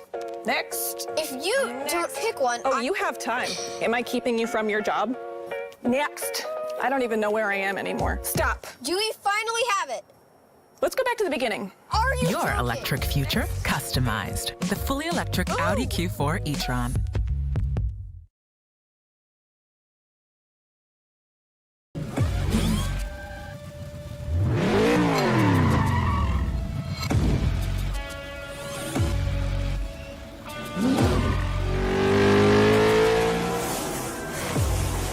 Making every second count. That is how I live. And this is how I hydrate. Body Armor Sport Water. Water for the athlete and all of us. This is ready to go online. Any questions? Yeah, I got one. How about the best network imaginable? Let's invent that. That's what we do here. Quick survey. Who wants their internet to work pretty much everywhere? And it needs to run smooth, like super, super, super, super smooth. Hey, should you be drinking that? It's decaf. Because we're busy women. We don't have time for lag or buffering. Who doesn't want internet that helps AI do your homework even faster? Come again? Sorry, what was that? Introducing the next generation 10G network, only from Xfinity. The future starts now. To LakePoint Sports, now joined by Prep Baseball founder and president Sean Duncan. And I know you got to love this. Yesterday you were in here with the workout event with us for a little while, and we had 4 screens going, but now we've got the game action. We've got the scoreboards rolling and everything. 7-0 Pennsylvania over Michigan. 2-0 is the lead for Virginia over Maryland. California got on the board while Chris Burke was here. They're up 2-0 over Nevada. What do you think? I was sitting on the California-Nevada game, and it was a really well-pitched game, early contact with, and it was just anytime the strike pitch is in the house, the game goes a lot more smoothly. So, yeah, it was a really well-played game. Tons of scouts when you look at that Michigan-Pennsylvania game and the California-Nevada one. It's a crowded place down there for sure. So we head on to field 9 up in the top left corner, field 10 in the top right, our Audi Marietta Championship field, and field 11 has California-Nevada. Of course, here in our studio, trying to bring you a little bit of our watch party. We'll have events coming to you the next couple days here as we take it all in, and then close it out on Sunday with the Junior Feature Games Championship. And I thought we were friends, Cory, and you bring me after Chris Burke. I mean, come on now. I mean, you've completely set me up for failure here, and which I'm quite accustomed to doing, but nevertheless, I hate to do it on national television. So Chris is talking more like philosophical stuff, though. He's telling me about the transfer portal. He's telling me about, getting, because we're going to have him around here for the next few years. His son, Jackson, playing for the Junior Feature Games team for Kentucky. So he's going to be a part of the process now for a while. So we just kind of have to set the ground rules with him and help him help us navigate all this. Yeah, why not? Any insider information we could get, we'll take. But it's, there's so many different ways to look at what's happening in the game. And one thing that I know we talked a little bit about it yesterday, about the portal and all that, that's what everyone talks about, is there's a motion, and it's likely going to be passed, that the schools that actually want to pony up and play big boy baseball, they're going to get their full roster scholarships. So if you could have 33 or 34 full scholarships if you want, and that's that's 3 times more than what it is now. I mean, before you're spreading 11.7. So it'll be really interesting to see what schools and conferences do that, because that's really what's going to separate. It's just going to cause a greater divide between, the mids and the lows to the high major, power. It used to be the Power 5, but now it's Power like 2. Power Power 2. 2. There's some really strong conferences, and some of them will do it, and conferences that are big, like the Big Ten, probably won't, which I can't understand. But. So up in the Maryland-Virginia game right now is an arm that I absolutely was excited to see. Uzziah Kelly on the mound for Maryland out of Sussex Catholic, #1 player in Delaware in the class. We've got him up around 91 with the fastball. Just saw that one at 90. It's going to be an infield out, but also got a changeup, curveball, and slider. This is an arm that Jerry Shank told me he thinks everybody is going to have circled by the time they do this again. Yeah, and the Virginia, Maryland, Delaware, we used to bundle it into the Mid-Atlantic, and it's been the sneakiest production of high-level talent,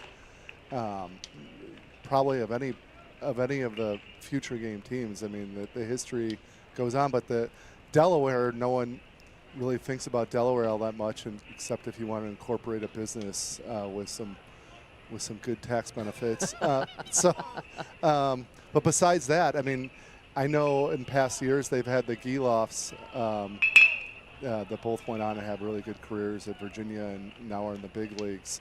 I literally just got hit by a wasp in the eye. Hopefully that's going to be fun on the replay. We got to get that one for sure. Yeah. It just literally just flew my glasses, hit me in the eye. So for sure, producer Jack in the back is going to grab that one. But nice job by Uzziah Kelly, by the way. By the way, you're going to watch the video, and there's going to be no wasp that was around. It's your cones and rods that are firing. That's right. So Virginia leading 2-0 against Maryland. We've got 8-0. Pennsylvania just sticking it to Michigan right now, and 2-1 lead for California over Nevada. Pennsylvania's just getting back at everybody for what Michigan's football team did this last season. Yeah. I mean, Pennsylvania, year in and year out, has been unbelievable. Just the physicality of Pennsylvanians. Is that what they're called, Pennsylvanians? I believe so, yeah. But really good arms. I mean, I remember sitting watching one of their games, I don't know, 4 or 5 years ago, and Trey Yesevich was one of their arms that just went like 11 or 12 in the draft. And dating all the way back to Brendan McKay when he was a two-way legend. That was really his coming out party, I think, in 2013. Yeah, when Shooter Hunt and I did the Coffee and Curveballs, looking back on that 2019 future games, was absolutely just loaded with MLB talent. The Pennsylvania rotation was something that he just glowingly talked about from that one with Yesevich, one of the headliners for them. Yeah, I mean, I remember watching Brendan McKay, and because he wasn't all that famous, people in that region knew he was a good pitcher. You know, at the time, 14 or 13, I can't remember the exact year, but 86, 87 was a big deal from the left side. Now it's like, yeah, whatever. But, and he could really spin a breaking ball like he did in college. But then all of a sudden they started to take BP, and I was like looking around. I'm like, are you sure this kid's not a position player? Well, it turned out he was both. I wonder what happened to him, though. I guess sometimes when you try, there's only one Shohei, I suppose. That's but right. He was Shohei before Shohei. They got Cam Palo on the mound right now for Team Michigan. People sleep on Michigan, and they always have really good athletes, and you know, it's just something about the living in the snow, I think hardens the athlete a little bit. Well, I grew up in Ohio. It just makes us bitter. Yeah. I just got out of Chicago, and I hope to never see snow ever again.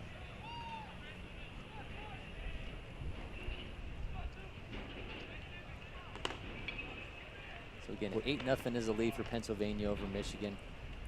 2-0 Virginia leading Maryland, and 2-1 now. California is lead cut in half by Nevada. Man, I was, before I came over here, I was watching the Nevada's second pitcher. The first two arms were really good, but their second guy, Cash Martin. Yeah, Cash Martin, 2027, yeah. Oh my gosh, that was legit. He struck out the side. And yeah, wipe away slider, just that slider nasty was real. arm. And it was a really athletic delivery. That was really impressive.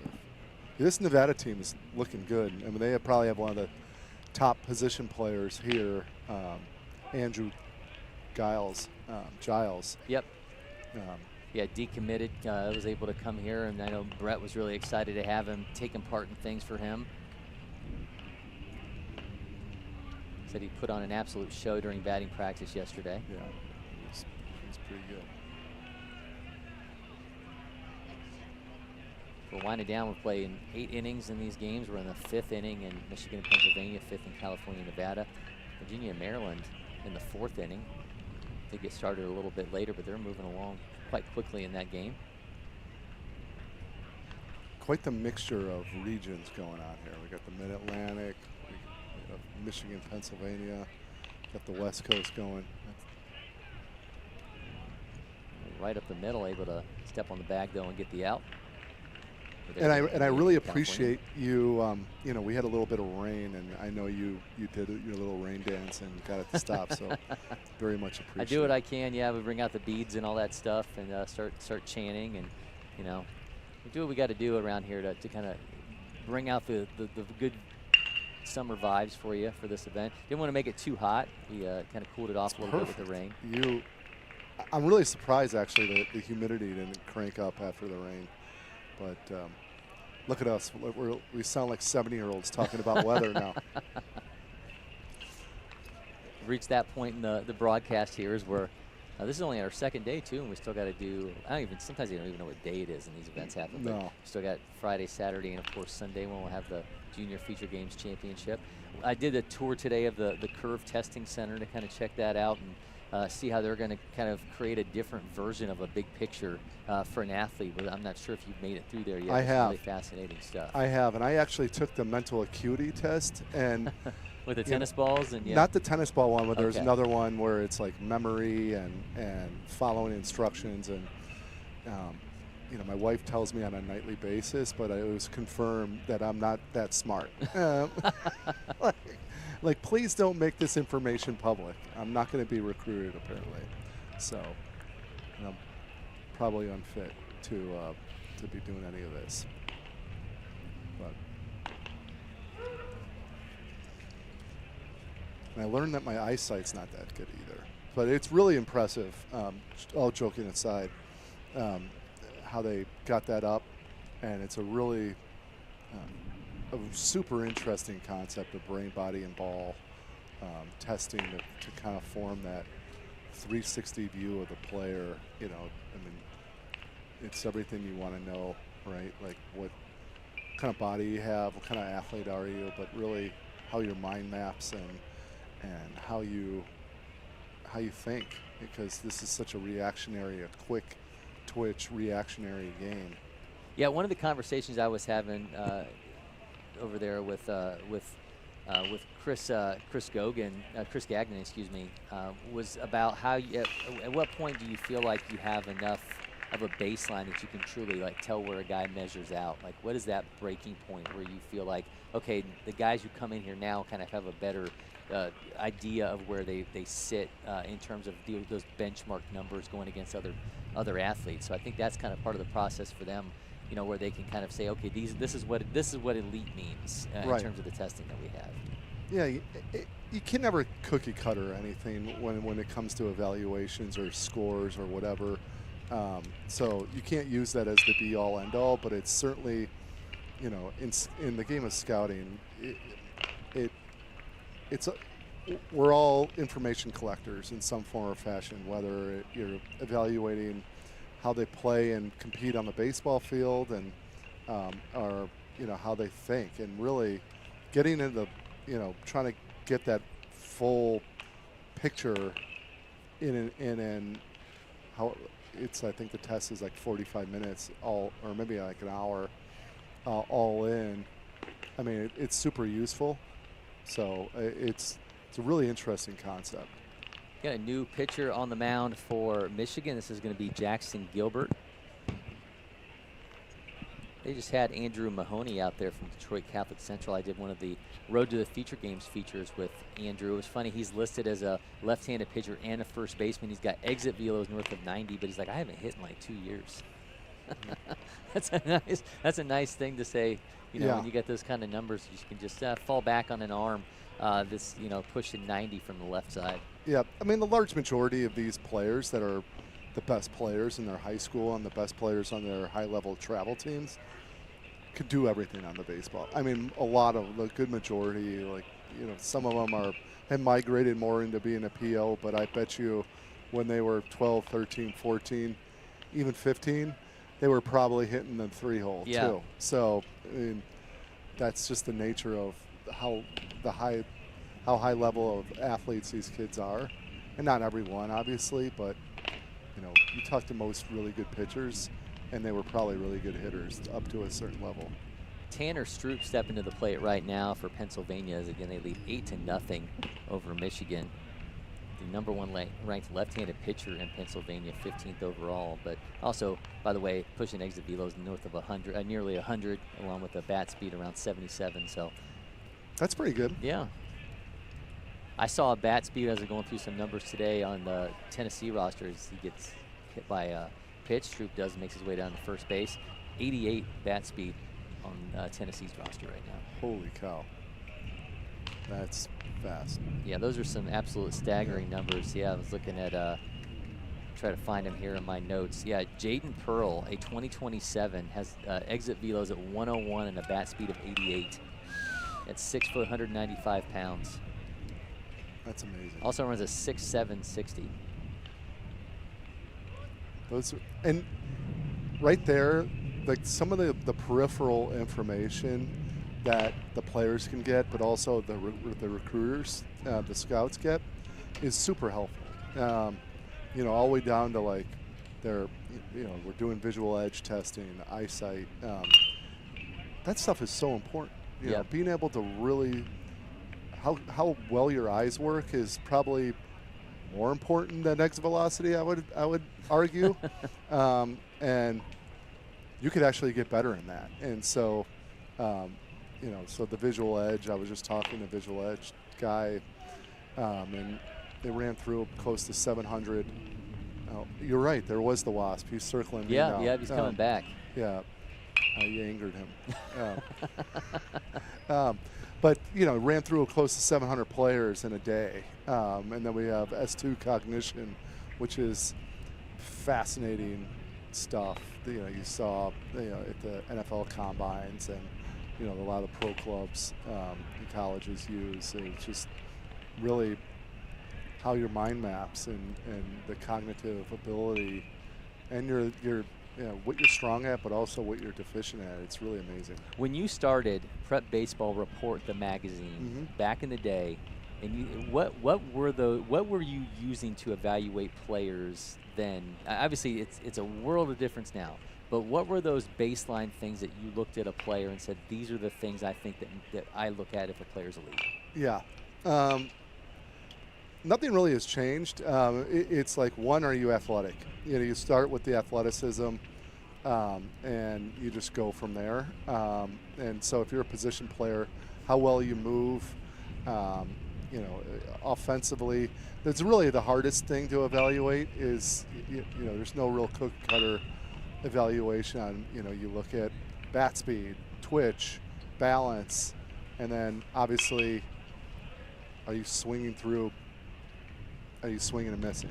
And so those were the good old days where you just really, it's your stopwatch, your eyes, and a radar gun, and that was it. So the core principles haven't really changed at all. It's just now you have data to corroborate what your eyes have see, and equally, if not more importantly, is like the data will help find outliers. Like, hey, this kid's raw, he's not polished, because you have the raw athlete who could be good in 3 or 4 years, and then you have the really polished player. Is what you see is what you get now, but what is he going to be in the future? And that's the balance that all these recruiters here is like, you know, what is the floor of the player, but what is the ceiling of the player? So, you know, you could sit there and evaluate all you want, and you could see something like, oh, that's pretty interesting. We're like, oh, but wait a minute, like, you know, he's a mega athlete, you know, which, you know, and straightaway speed doesn't always play out, but like, you know, just some of the athletic testing that we do, and then you couple that with, you know, kind of bat speed and, you know, some blast stuff or TrackMan stuff. It really helps paint. Players don't fall through the cracks as much anymore, really. It's probably a long-winded answer to a short question there. Do you remember that time period, though, where the data started becoming so prevalent that, you know, there was a push and pull between guys being like, you know, listen, I get it, but my eyes tell me this. And I know there's still some guys who, you know, you want to have that balance. But did there kind of become that tipping point when you watched it develop where guys were like, no, listen, like this is how you should do this. You can't just rely on numbers.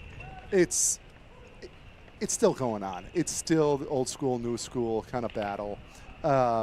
But it's the new school is winning out. But really, the best clubs in Major League Baseball and in college baseball are the ones that have the blend of analytics and the scouting department. And the more blended the departments, the better. And you know, the analytics department are not, you know, making the final call on who's getting popped. It's because a lot of it is, you know, how well do you play the game, you know? So, but it's still going on. I would say probably 4 years ago is probably the apex of, okay, this thing is really making a sharp right turn. And that's really 4 or 5 years ago is when, you know, I was kind of reading the tea leaves a little bit and thinking like, okay, what we're kind of doing right now at the event level is not going to be sustainable in the future, which is why we started to really layer up our tech stack. And, you know, hey, this is what we're going to be doing at every single showcase that we do. And no matter what state it is, we're going to have the same tech stack. So that was probably the time where I was trying to not beat the market. You just kind of reading like where it was going and try to get ahead of it. And that's what I think we did to a certain extent. Well, the first letter in the team's acronym that you guys have adopted is technology. Yeah. Yeah. So, and it's a big part of it, right? Because, you know, there's the objective and the subjective evaluations, and there's lots of bias and pre-bias that you go in to any game. So the data helps strip away the bias of, you know, you may be like, oh, I'm from Ohio. Everybody from Michigan stinks, right? Like, and they're like, yeah, no, there's like, these guys are really good. Look at the data. That's a good point. Because they do. Yeah. There's a great story about Woody Hayes that he would let his car run out of gas because he wouldn't fill up in Michigan. They had to push it across the border back to the state of Ohio. Really? Yep. Do you think that's really true? No, I think there's a lot of stories about him that probably became Paul Bunyan-esque stories over the years. Was the story true of him punching out his player too? Oh well, that was definitely that was caught on camera. So okay, I was going to say, are you trying to rewrite history? No, there's a hilarious story about him in a turtle on the bus that my son has heard me tell many times that I cannot tell on air. You can go check that out on Google if you have the abilities to do so. But I don't think that one's true either. But that's kind of, once you become a cult figure, things kind of have a life of their own. My mind just went in about 5 different directions about what Woody Hayes and a turtle. I'll tell you. I'll tell you when they we're cannot off be air. repeated on air. So, man, 9-0 the lead for Pennsylvania now over Michigan. Virginia up 2-0 on Maryland, and 2-2 tie for us in California and Nevada. You've got so many of your state directors obviously are so hands-on at this event, both in putting the teams together out there, coaching them. What do you feel like your role is when Feature Games comes around? Is it to go around and get your eyes on some of the guys that you think, you know, these are the players that truly matter in this event, or is it just kind of just going around and glad handing and kind of being the life of the party? Definitely not the life of the party. You could ask any human that's ever hung out with me. I'm definitely not the life of the party. But, you know, I love coming to the Future Games and sitting and scouting, because that's really the roots of everything. And unfortunately, I have to talk to people and you know, do some, you know, glad handing and all that stuff. But at the essence of it, I love just evaluating, scouting, and really, and it's really not even the really super famous guys. That's because, like, anybody could walk up to a field and see someone throwing 95 and thinking, oh my God, this guy's really good. Well, yeah, it's 95. But like this lefty throwing for Virginia right here, he's like, you know, because we've become so desensitized with velocity, but you can look at this left-hander right here, 86, 80, 85, 87, clean arm, lanky frame. Like, this kid's going to be really good down the road. He's spinning it pretty good. So, because the beauty of baseball, in my opinion, is like what you see is not what you're going to get in the future, because the maturation points for a lot of these players are so vastly different. It's really wild. And, you know, a scout that was my mentor like 20 plus years ago, he said, the second you think you have something figured out in scouting is the second you get kicked in the nether regions. Like, because like you know, you could try to cookie cutter. Oh yeah, like you could look at like someone like Hunter Pence. Like, if you saw that kind of set up in the box and everything like here, you'd be like, yeah, what is this kid doing? Well, it comes in all shapes and sizes in baseball. You don't have to be 6'11" point guard and basketball, you're like, oh, okay, he's a dude. But there's really no barriers here in baseball, which is really fun from a evaluation and scouting perspective. A little more less eloquent way of what Roddy Piper used to say, your mentor, of just when I think I have the answers, they change the questions. And that's why I love you, Corey, because you just quoted Roddy Piper, and probably the hundreds of thousands and maybe even millions of people that are watching this probably have no idea who Roddy Piper is. Oh, that's going to break my heart. Yeah. I happen to come from the Bobby the Brain Heenan I love that. Family tree there. So humanoids. Pain is for humanoids. That's right. I tell that to my son all the time when he gets hurt. I'm like, pain is for humanoids. Boy, we really went off-roading talking about Bobby the Brain Heenan. That's right. Yeah. That was Vincent Evans III, by the way, just roped one for Maryland in that matchup against Virginia. While we were yapping our gums, somehow Nevada tied the game up. Did you see that happen? I did, yep. Yeah, we still have a rout of our hands here with Pennsylvania up 9-0 on Michigan. It's 2-1. Virginia lead over Maryland. We're all tied up. 2-2 goes down on strikes. That was a really good breaking ball. That was an 81-mile-an-hour curveball right there. Yeah, we're seeing some absolute nasty pitching in this California-Nevada matchup. And some big-time arms showing out in that one for sure. This is a little overwhelming for me. I'm not going to lie to you, Corey. Like, you know, trying to. This actually should be in the curve testing score where you're trying to have a conversation. You're watching 3 games. You're trying to add some insights on the game, because that was one of the ping pong testing there. You have to like watch something on the screen, catch some balls, follow instructions, drop it in the tank there. So multitask.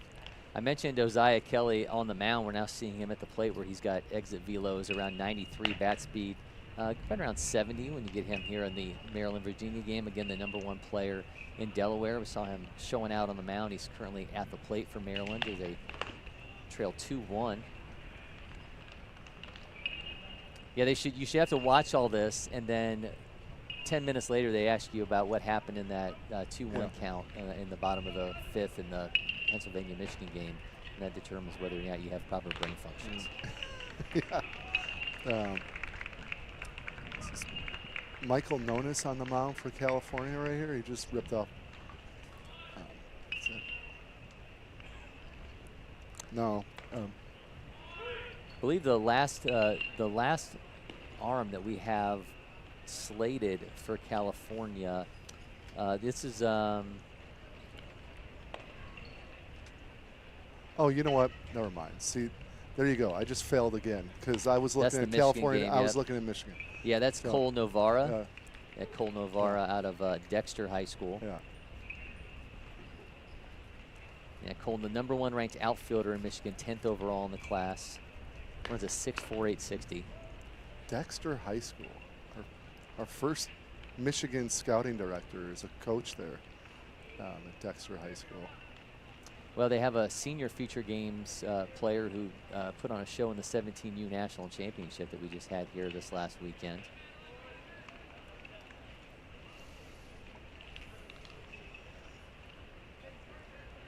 Conversation with Neelan Holsey and the Nevada pitcher in the bottom left there as they're trailing 3-2 against California. On the mound for Nevada right now is Troy Riley from Reno. 2027, 6'1", 172-pounder.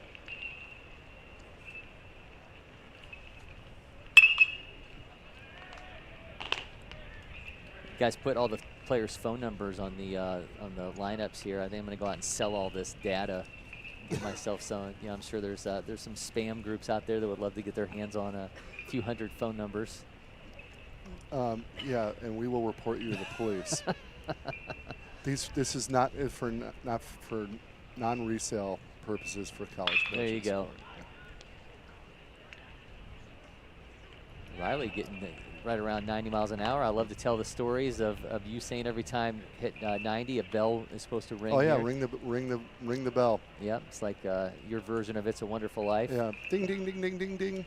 Every time a bell rings, a scholarship gets its wings.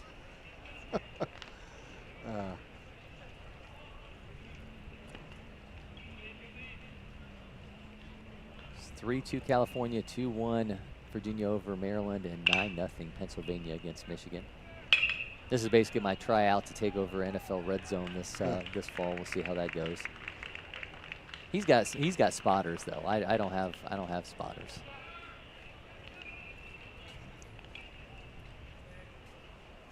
We're just trying to give you a different look at one of the best events of the country, arguably the best event we have here all year at LakePoint Sports. You know, get really excited about trying to find a parking spot when you come here over these few days for for future games. You almost want to just keep the one and just stay parked there for 5 days.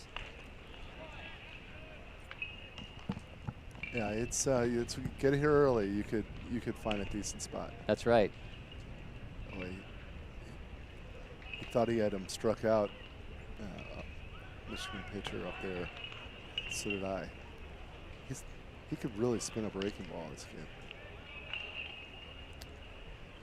You don't have the pitch metrics on Navarro. We'll have to certainly check those out after this matchup's over with.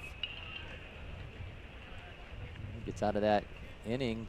Pennsylvania at least kept off the scoreboard there, but they're up 9-0 as they go on to the bottom of the 6th inning.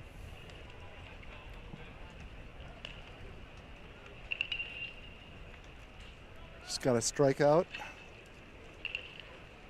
And we're in the 7th in this California-Nevada game, so that one's getting a little bit closer to completion. Remember last year when we had the California-Nevada game, we saw that one end on a walk-off double. Yep. Oh, you got to checking for foreign substances. I don't think he even looked at the runner there, and he just took off. Jailbreak.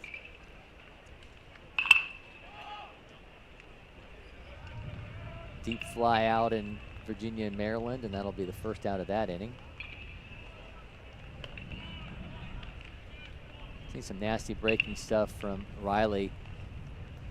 His catcher, Neelan Holsey, I had in studio with me for a little while yesterday. Georgia catcher suiting up for Nevada as he was able to find a spot in a future games roster. Just kind of asked him, like, how do you even approach this when you don't know anything about these guys? You know, to be able to be that conduit for them, because you know these pitchers are looking to really go out there and run it up and put on a show. And he said just a few minutes with them in the bullpen, and he feels like he's got a pretty strong grip on how these guys want to operate. So seeing him right now working with Troy Riley and Nevada, trying to work their way back into this, trailing 3-2. Troy Riley he's a deceptive look. It's a really long one-piece arm action, and it's it's coming from a steep angle. It looks like he's dropping in a breaking ball from that slot as well, and it's gets a lot of boring action on his fastball.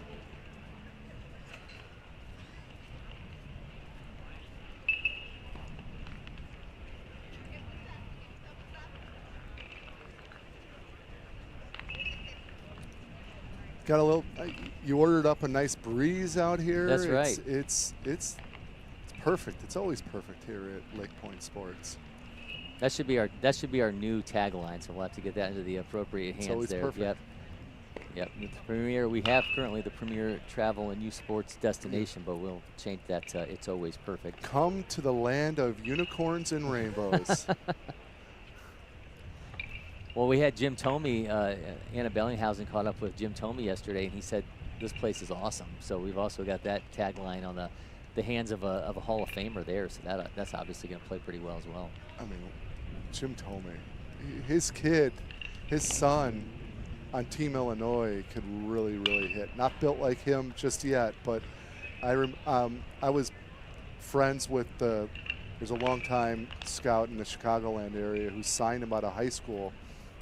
Or out of college. He wasn't a very famous guy, but he used to be like a 6'7" runner, outfielder. Yeah, that's what he told me. So, and then developed physically and became like number 6 or 7 on the all-time home run list. Yeah, pretty incredible hitter. Did it for so long. That's the remarkable thing. How long he did it for.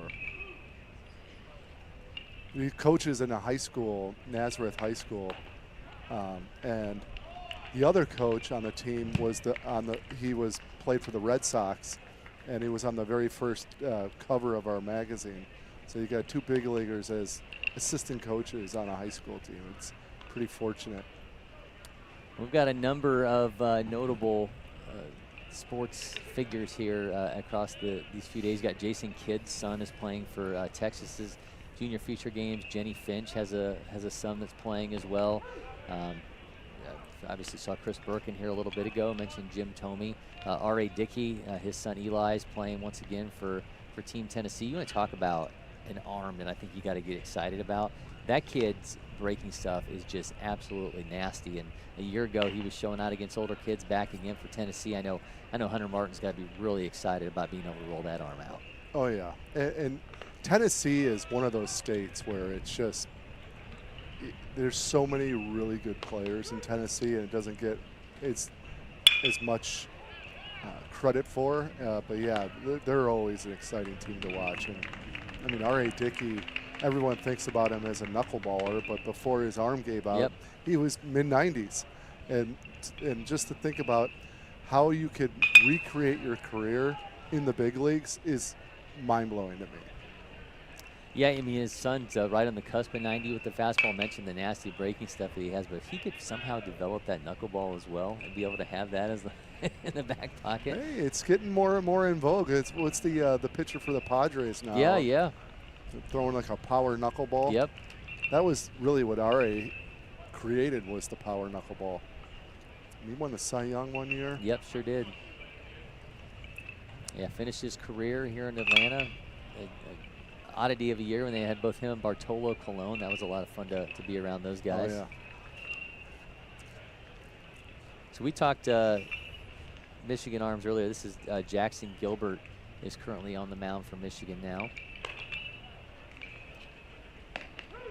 Good pitch. Just dotted the inside corner there. Gilbert from Avondale. So he gets a strikeout. Have you had the good fortunes of having Jenny Finch in the booth? I have not. Not gotten to talk to her. I had a couple of our people have done interviews with her, so I know this is she's trying to keep the spotlight on her son right now. Understandably, I mean, I think when you're in that position, you can get trying to let your child kind of have the moment and kind of define themselves without you doing it for them. I think that's you get that. I think you get that with Cameron and Trent Maben. You get that with a lot of these guys where they're just they just want to be the parent for a little bit. You can understand that side of it. I mean, I think the name will get you in the door, but certainly the kid has to be the one to do something with it. So I always appreciate when these notable parents kind of have that approach to things. For sure. Yeah, and these players have to live up to the last name too, which is often very hard to do, right? I mean, she's the most iconic softball player who's ever walked planet Earth. Yep. So, and her husband pitched in the big leagues. Yeah. So, I mean, he's huge. I was walking out with him, and he was like, last night when they were leaving, 6'8", really big kid. On the mound right now for California is Kai Van Scoyoc, and was talking to Les Lukács about him when things got started. Name is an absolute mouthful, as Les and I were talking about. He's a handful on the mound as well.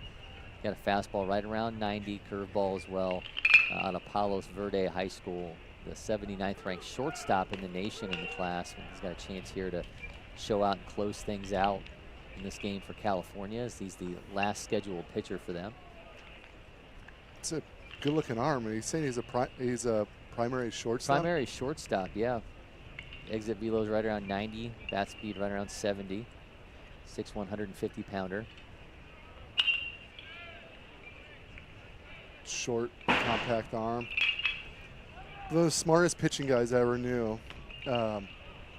He would tell me the best pitchers are shortstops, who are just uber athletic on the mound, foot up, foot down, get it out front. And so it doesn't surprise me that, I mean, how do you pronounce his first name again?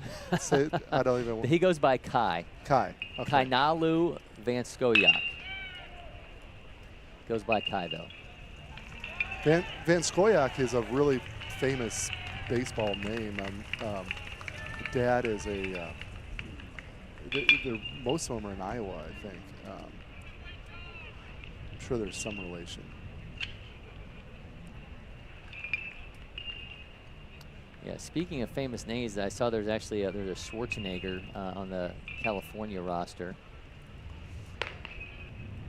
Really? Going to go back and find the footage during workout day. It was posted by Les and the California crew.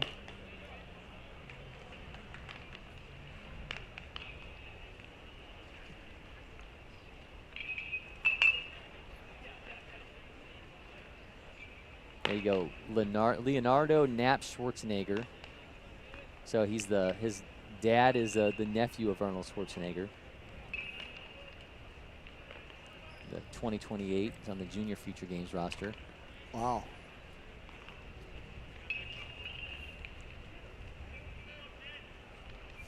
So, not to take us down that road, but he will be back for, I'm assuming, the future games later on. Yeah. I didn't have to try it out though. You can hear the impersonation in your head. Yeah. We needed a little drum. 9-0 still Pennsylvania over Michigan. 2-1 is your score, Virginia over Maryland, and 3-2 California, Nevada. That is in the 7th inning, the bottom of the 7th. Michigan, Pennsylvania, and Virginia, Maryland both in the 6th inning, bottom of the 6th. That Virginia, Maryland game caught up in a hurry because we were in the 2nd inning, I believe, of California, Nevada before they even got started, but they're in the 6th now. Yeah, I really kind of jinxed this game, the California, Nevada. I was talking about the what pace. a throwdown. Did you see that throwdown in the Virginia, Maryland game? What a fantastic job there at the catching spot to throw out the runner. No, I missed it. We can go back and watch it on our replay later on. You can go back and watch yourself, and you'll be able to take in the moment then. I love watching myself on TV.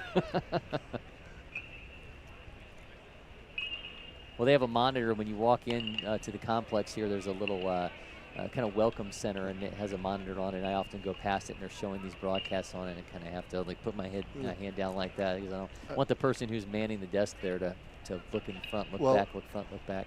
You know, I've spent half the time of these people here, parents asking me, can you introduce me to Cory McCartney? And I'm like, I think he's tied up right now. That's right. But, you know, I could shoot him a text though to see when he's free. I'll have to get a secretary. Yeah. Well, I have a younger son who's not doing anything right now. He's on break, so he can actually come here and he can take that one over for me. So Maryland now makes a change on the mound, and they've got Arian Vargas is going to be pitching for them out of Archbishop Spalding.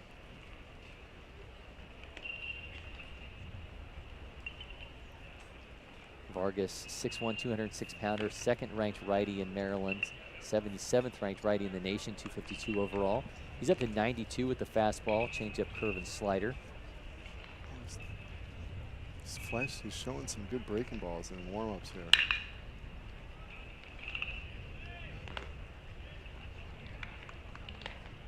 See how much he lights up that gun over on our Audi Marietta field. Virginia leading 2-1 in that one. We're going to have plenty more action coming your way as the week rolls on. Tomorrow at the 4:30 window, we've got Pacific Northwest against Utah, Midwest, and Minnesota in that battle of New Jersey and New York. That should be fun. Saturday, we've got Texas and Georgia, Wisconsin, Kansas, and New York, Massachusetts at 12:30. Well, I saw Texas was probably one of the most, if not the most impressive workout day team I saw, and Team Florida got them today. Loud out in the Michigan and Pennsylvania game. One down there in the top of the 7th. Also one down here in the bottom of the 7th in California, Nevada. 93, Mr. Vargas for Maryland. Arian Vargas feeling the adrenaline rush there of all the scouts behind him. Swing and a miss on that one. He's elevating it too. It looks like he's trying to do that too. He's elevating that fastball up in the zone. Does he go secondary here to try to get the strikeout? No, it goes back to another fastball and just whiffed it by him at 93.2. That's a very good, smart decision. He was about a half a second late on the first two. let's hit the same spot. Good for him for just going back to that spot. See some scouts back there jotting notes down as they're watching Vargas just absolutely deal. 91-2, he misses. That counts now 1-0. Now facing off against Dylan Amos. Dylan from Riverside High School. Vargas sitting 92-93. And I think he's going to drop a breaking ball right here. He's got a 1-1 count against Amos. Oh man, that was an absolute dart in 92.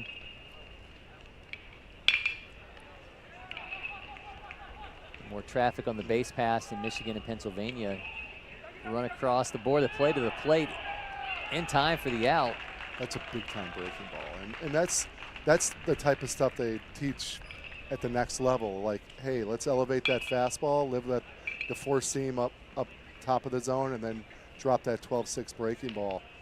Yeah, the ability to change eye levels is truly can truly change an at bat.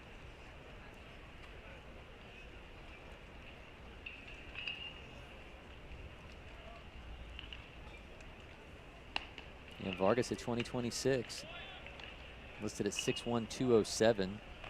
Got him. Yeah. Another strikeout. Back-to-back Ks for Arian Vargas, and he's putting on an absolute show on the mound for Maryland. The crowd on California and Nevada was huge to start the game. Yeah. And now look at Virginia, Maryland. The crowd. Yeah, everyone's kind of meandered their way over there to they see heard this the bell. high-level arm. They heard did. the 90 bell. Ding, ding, ding, ding, ding, ding. What happens if a guy hits 95? It's a, I don't know. We gotta come up with a differentiating sound. Good pitch. You have like the tornado sirens go off for that one. Well, this has been a show, an impressive performance so far from Arian Vargas. And this is outside. That counts now 1-1. That was at 92.5.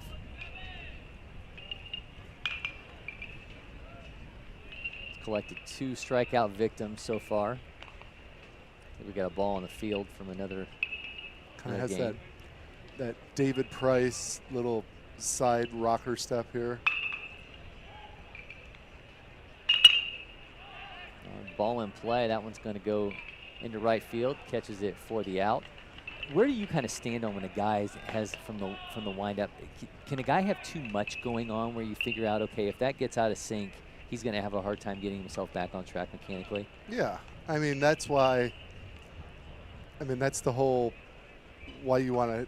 Most people want to have a simple rhythmic delivery, right? So you can repeat it when there's a lot of stuff going on, especially on the backside of the backside of the arm action is, you know, it's hard to sync up when you're at foot strike. So some people do it. So, and if you can do it, you're going to add a level of deception. I mean, there's some guys that are too pretty, right? Like it's easier to time up because the delivery is, you see it for a long time. So, yeah, it's, you gotta, that's what I was saying earlier. Shortstops on the mound are usually a good thing because it's really athletic and simple. Yeah, it's always interesting when a guy has a lot going on from the windup and then he gets to the stretch and he can't have those rhythmic parts to his delivery and they can just completely just get out of sorts. Yeah. And you got to think about the runner and slide step in and all that stuff. New pitcher for Michigan. This is Henry Yules from Notre Dame Prep School and Marist Academy. So does he go to 2 different schools, or is it Notre Dame Prep School? Notre Dame Prep School and Marist Academy. Is that one building, or does he go to school in 2 different places? I'm gonna guess it's a fancy school with a school inside the school. That's my guess. So like a Russian doll of an institution. So there's a school, and you go inside the school, and there's like a smaller school inside there. So Notre Dame I need to go to this thing. Preparatory. Yeah, Notre Dame Prep School. Prep. And you walk in Notre Dame Prep School, and there's a smaller structure inside the Notre Dame Prep School, which is Marist Academy. Yeah, exactly. And it's really for high achieving athletes and scholars. Everyone else is in Gen Pop. That's right. I think it was more like in the movie Zoolander when they show him the little tiny center, the Zoolander Center for Children who want to learn to read good and do other things good too. And he says this needs to be at least 3 times larger. When they built out the Marist School, guy went and said it needs to be at least 3 times bigger. And they said, well, let's just put it inside Notre Dame Prep. You just made my day by quoting Zoolander. You know, it's one of the more ridiculous movies ever made. That's right. Can you give us the Zoolander look on camera? You gotta be like that. Like. That's Blue Steel. We just did Blue Steel. Yeah. Yeah, he's a model. He's a model, idiot. But we digress. That's right. Back to baseball. Yep. He's a merman. 9-0 is the lead for Pennsylvania over Michigan. Maryland trailing 2-1 in the bottom of the 7th. Top of the 8th, California up 3-2 on Nevada. Riley's still out there on the mound for Nevada in that matchup. I like the red arm sleeve. He had to have known you guys were going to have the new prep baseball colors, right, to come out with the red arm sleeve, or do you think he came with multiple arm sleeves to see what was going to be the best accent for the future game uniforms? I actually think he's a blood. There you go. Yeah, I think it's his gang colors. There you go. I think it's blue. I don't know. Could be his high school colors, and it would just be a nice coincidence. Yeah.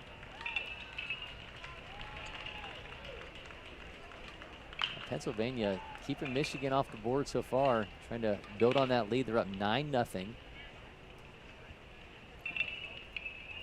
What do we got? What are the next slate of games here? We have coming up at the 4 o'clock hour. We have Kansas, Missouri, which I will be at. Arkansas, Louisiana. Georgia, Tennessee. Oh yeah. Yeah, that Georgia-Tennessee matchup's going to be fun. I'm actually going to put a mic on Hunter Martin. We're going to do one of our live talkbacks, so I'll have him on the field talking to me here in the studio while he's doing his coaching thing. So that's going to be a lot of fun. I feel like you've really glommed on him, Team Tennessee.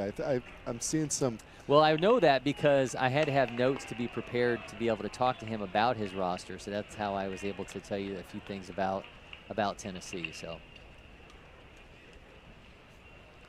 because he and I got Tyler Bennett's one of their senior feature games players. I'd done one of the Road to the Feature games on him. So Hunter and I kind of got together ahead of the feature games to do that. So I kind of had a little bit of insight on what they were bringing here to Georgia. Totally cool. You know, Hunter Martin was a Vol legend. Yep. Yeah. We're high on Vol legends in this this telecast for sure, with Chris Burke having joined us a little bit ago. First round draft pick for the Houston Astros.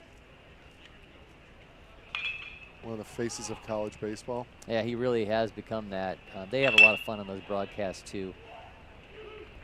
Done a great job in helping to really establish the sport and what's, you know, the powerhouse conference there. I mean, you talk to kids, I mean, they ACC, SEC, that's where everybody wants to be right now, and obviously for good reason. And he was talking about the number of teams that they put into the College World Series. I mean, those are the dominant powerhouse conferences in the sport. And you mentioned, is the Big Ten going to put up the money? I mean, they've got the infrastructure and they've got so many resources, but they have obviously the weather element. But now you add all those West Coast schools, and they've got whole new reasons with USC, UCLA, Oregon now to go out there and compete with the SEC from a baseball standpoint.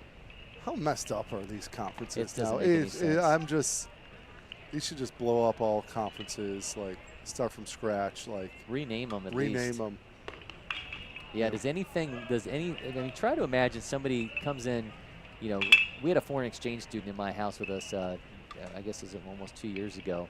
And you try to explain to somebody who doesn't comprehend what your sports structure is. But yet this is the Big Ten, but there's 14 teams in it. This is the Big 12, and there's 16 teams. And then, this SEC has teams that, make absolutely no sense geographically, but they all play in the same conference. Yeah. And, Big Ten is Midwest country. And then, you had Penn State and Rutgers a while back, and now you're adding West Coast teams. To the ACC, yeah. Because the Atlantic really is just one really big ocean, and it's pushed its way into the Pacific Ocean, and technically they're all still wet, so it's still it's all water, so we're allowed to be in this conference as well. We got a friendly handshake towards the mound between Brett Harrison and Les. Yeah, they're probably talking about their time in studio, talking about who performed their best in here. I think we'll go to the scorecards from our judges there, but California 5-2 winners over Nevada as that one's wrapped up. Virginia and Maryland the top of the 8th inning there. Michigan and Pennsylvania bottom of the 7th there with Pennsylvania up at 9-0. More runs in that game when you take nearly all the other games combined, just off the bats of Pennsylvania. Just a rout. Pennsylvania putting on Michigan. Your man Vargas back out for another inning here for Maryland. See, now it's always interesting to see what they do in inning 2, right? You get a little hopped up on future game juice, right? You're pumping 92, 93, and we'll see after the break where he settles in at, and that's typically what he is after that. After the smoke clears and the adrenaline dies down a little bit, but he certainly has had a few scout packs circle and star his name, because it was a good looking first inning. Yeah, he comes back 91 on a few of those warm-up tosses, and that last breaking ball at 73.9. And never mind the velocity. I mean, because there's a lot of people that will throw the velocity, but sure. Like the separator was his breaking ball paired with his fastball, and I mean he hasn't thrown a changeup yet, but why throw it? I guess you need to show it off though. You got to do it. Yeah, let's see if he after running it out a little bit and just airing things out with the fastball and opening some eyes, let's see if he leans a little bit more on the secondary stuff in this second inning of work for Maryland as they trail 2-1 against Virginia. That one goes foul, 90.6 out of his arm. He's facing off against Mandela Broman right now. This is a really interesting player at the plate for Maryland. I was talking to Jerry Shank about him.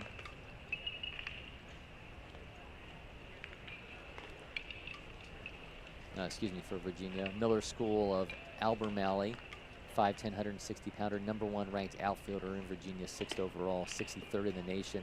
Runs a 6.65 560. Exit velo's 93, bat speed around 75. So a really nice matchup here. Vargas and Broman. 2-1's the count. Pitch. Oh, and that's in for a strike.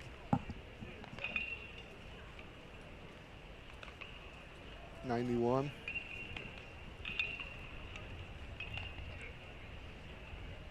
So he goes on the 2-2. Oh, a nice breaking ball to get the strikeout. That's hammer time right there. I'd love to see the spin rate on his breaking balls. Yeah, Vargas is just disgusting in this outing. Can actually pull some of that information up for you here on the handy dandy scoreboard.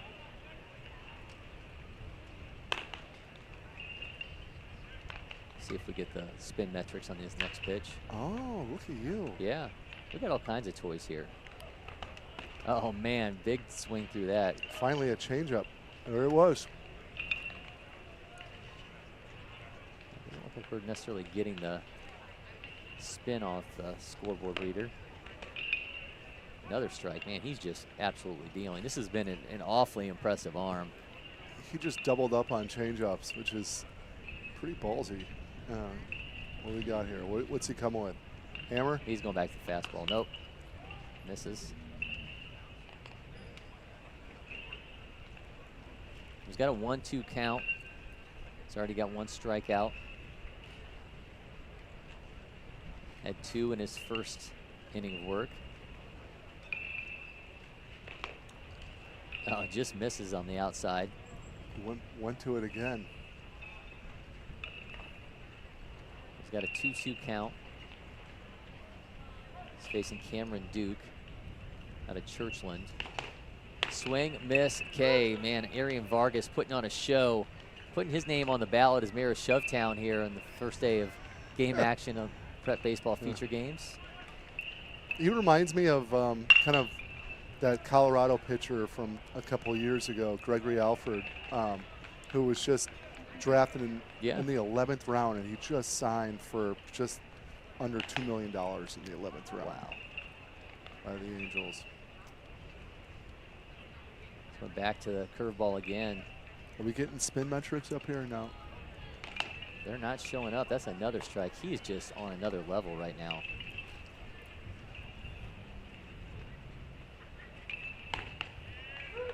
We're about to find ourselves on the Arian Vargas mixtape because he is just putting on a clinic. Another strike, another strikeout, and the stroll down the mound. Oh, you earned it. Man, he is a monster. What a fantastic showing from Arian Vargas. And he did a really important thing too, is he showed off his changeup, you know. So having a 3-pitch arsenal with 2+ pitches, and he threw all three of his changeups for strikes too. He was just flat out nasty. All right, 9-0 still Pennsylvania over Michigan. We're all wrapped up. California, Nevada. You see them getting the field in play for the next bit of action down there on field 9 or field 11. Get my bearings down. Remember what field is which. Addie Marietta Field, of course, field 10. Michigan and Pennsylvania on field 9.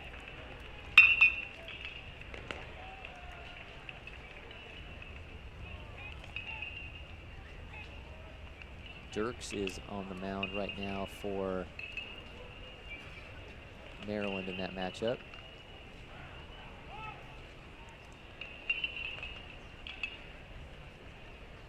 Excuse me, Virginia. That's Aaron Dirk from West Springfield.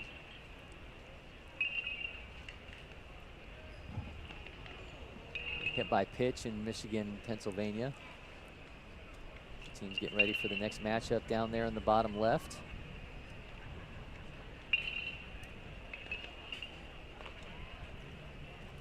The Team Missouri is going to be really sneaky good at the next slot.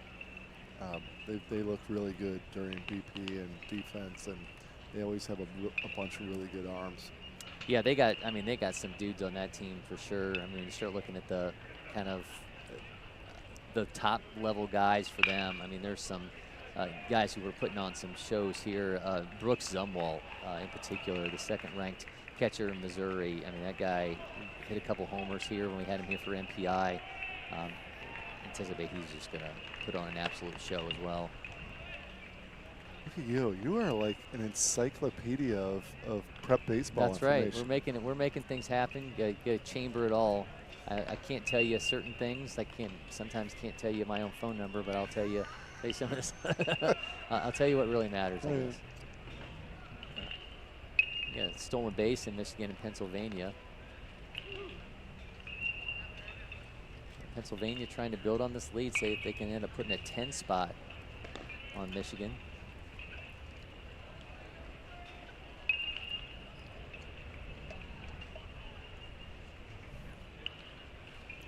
You got a real Donnybrook going on in Virginia, Maryland. Jerry Shank versus Jerry Shank. I think he's going to come out ahead regardless. Yeah. Wonder who's buying dinner. Yeah, we know there's always some bragging rights at play in some of these matchups, especially when the states are so close to one another.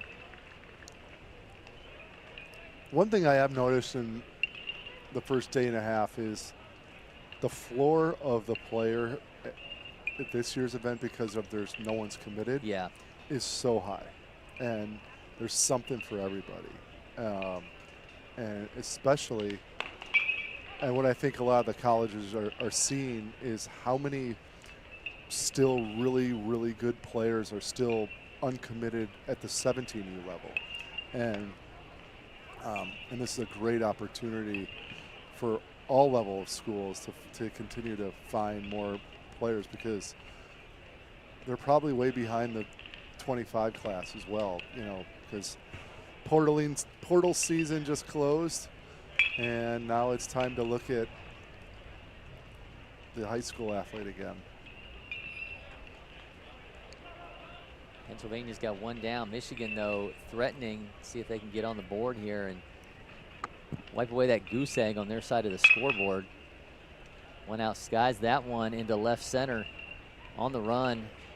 Runner's going to retreat back to first and second. So there's now 2 down there. They're down to their final out as they try to save the indignity there of walking away with a shutout loss. We're all winners here That's at right. LakePoint Sports. That's right. That's our other tagline. Yeah.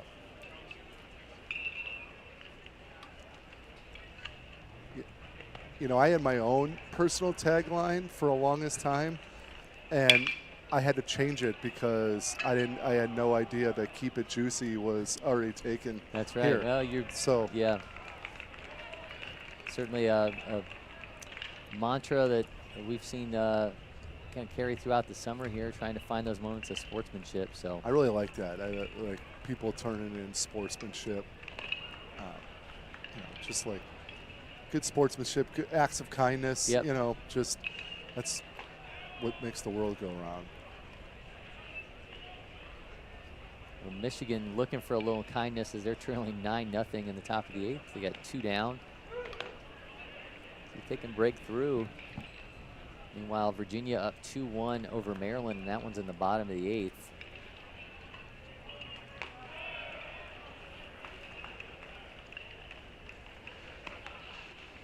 Really like the uniforms this year. They came out well.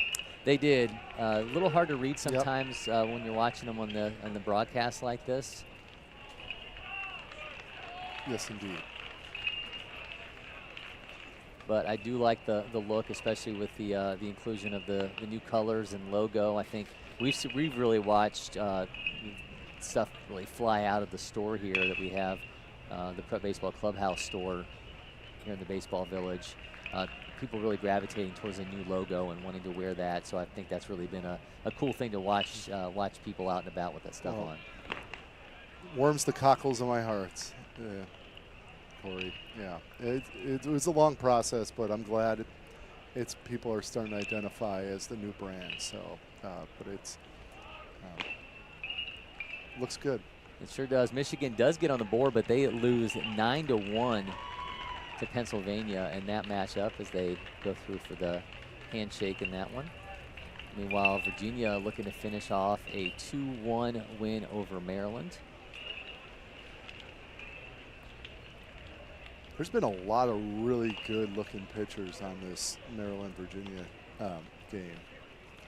Yeah, certainly some high-level arms for sure, and I know we talked glowingly about Arian Vargas. I know that's going to be a guy we're certainly going to watch. I would imagine a week from now we're probably talking about him having already secured, a little over a week from now, having secured his next destination. Can't imagine that arm's going to be out on the market too long. That'll be an interesting play just to see how quick. You know, we've had the floods in the past, to see what it's going to be like with these guys when so many of the top players in the class come into this weekend uncommitted. How much traffic there's going to be as soon as is it going to feel like the floodgates are open, or some guys going to slow play? And I think it's going to be interesting to watch. Yeah, I mean, there will be if the players already know that, hey, I'm from Virginia, I want to go to University of Virginia, then it could be just, you know, really super easy. Yep. But you know, I would guess that a lot of people want to take their, you know, field as many offers as you can before you say yes to something. Well, we got one game now. We can focus. We're down to Virginia and Maryland. That one goes back foul. Maryland down to their final out. That's now tied up 2-2. Back to our single view here. We're wrapping up this round of 12:30 games with this Maryland-Virginia matchup. That one sails back towards the batter's head, able to get out of the way though. Currently have Caleb Kearns at the plate for Maryland.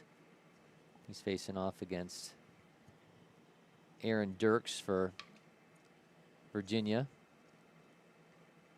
Swings through, nice job there, blowing it past the batter and make it 1-2.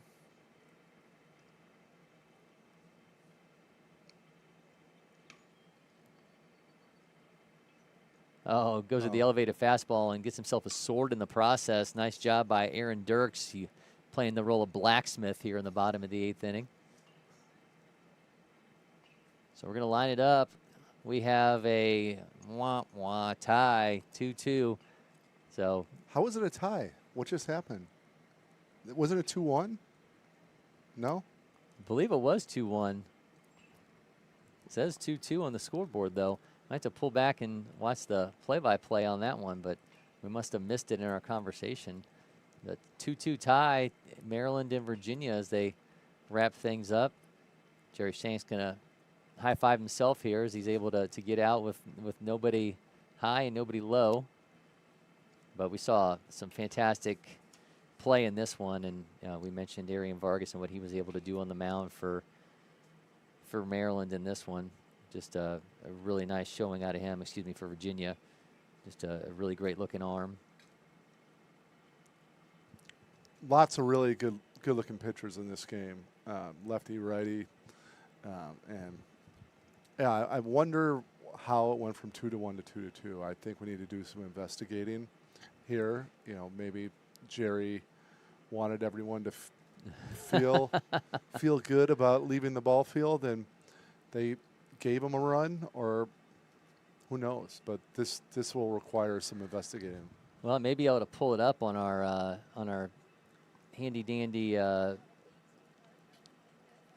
scoreboards here and see if we can piece the puzzle together on how this one came to be. So go through our scoreboards, and this is, I know, riveting television for everybody as we kind of try to put a stamp on this one. So we actually had a steal of home by Hobgood there in the 8th inning. Oh. So yeah, that's how we ended up with the tie ball game. So Thompson singled, and then we saw Hobgood move to third. Then Thompson stole second base, and Hobgood stole home, and that's how you end up with this 2-2 tie in the 8th inning, which is the close. There's Mike Salucci going over, getting player of the game. Is that Vargas right there?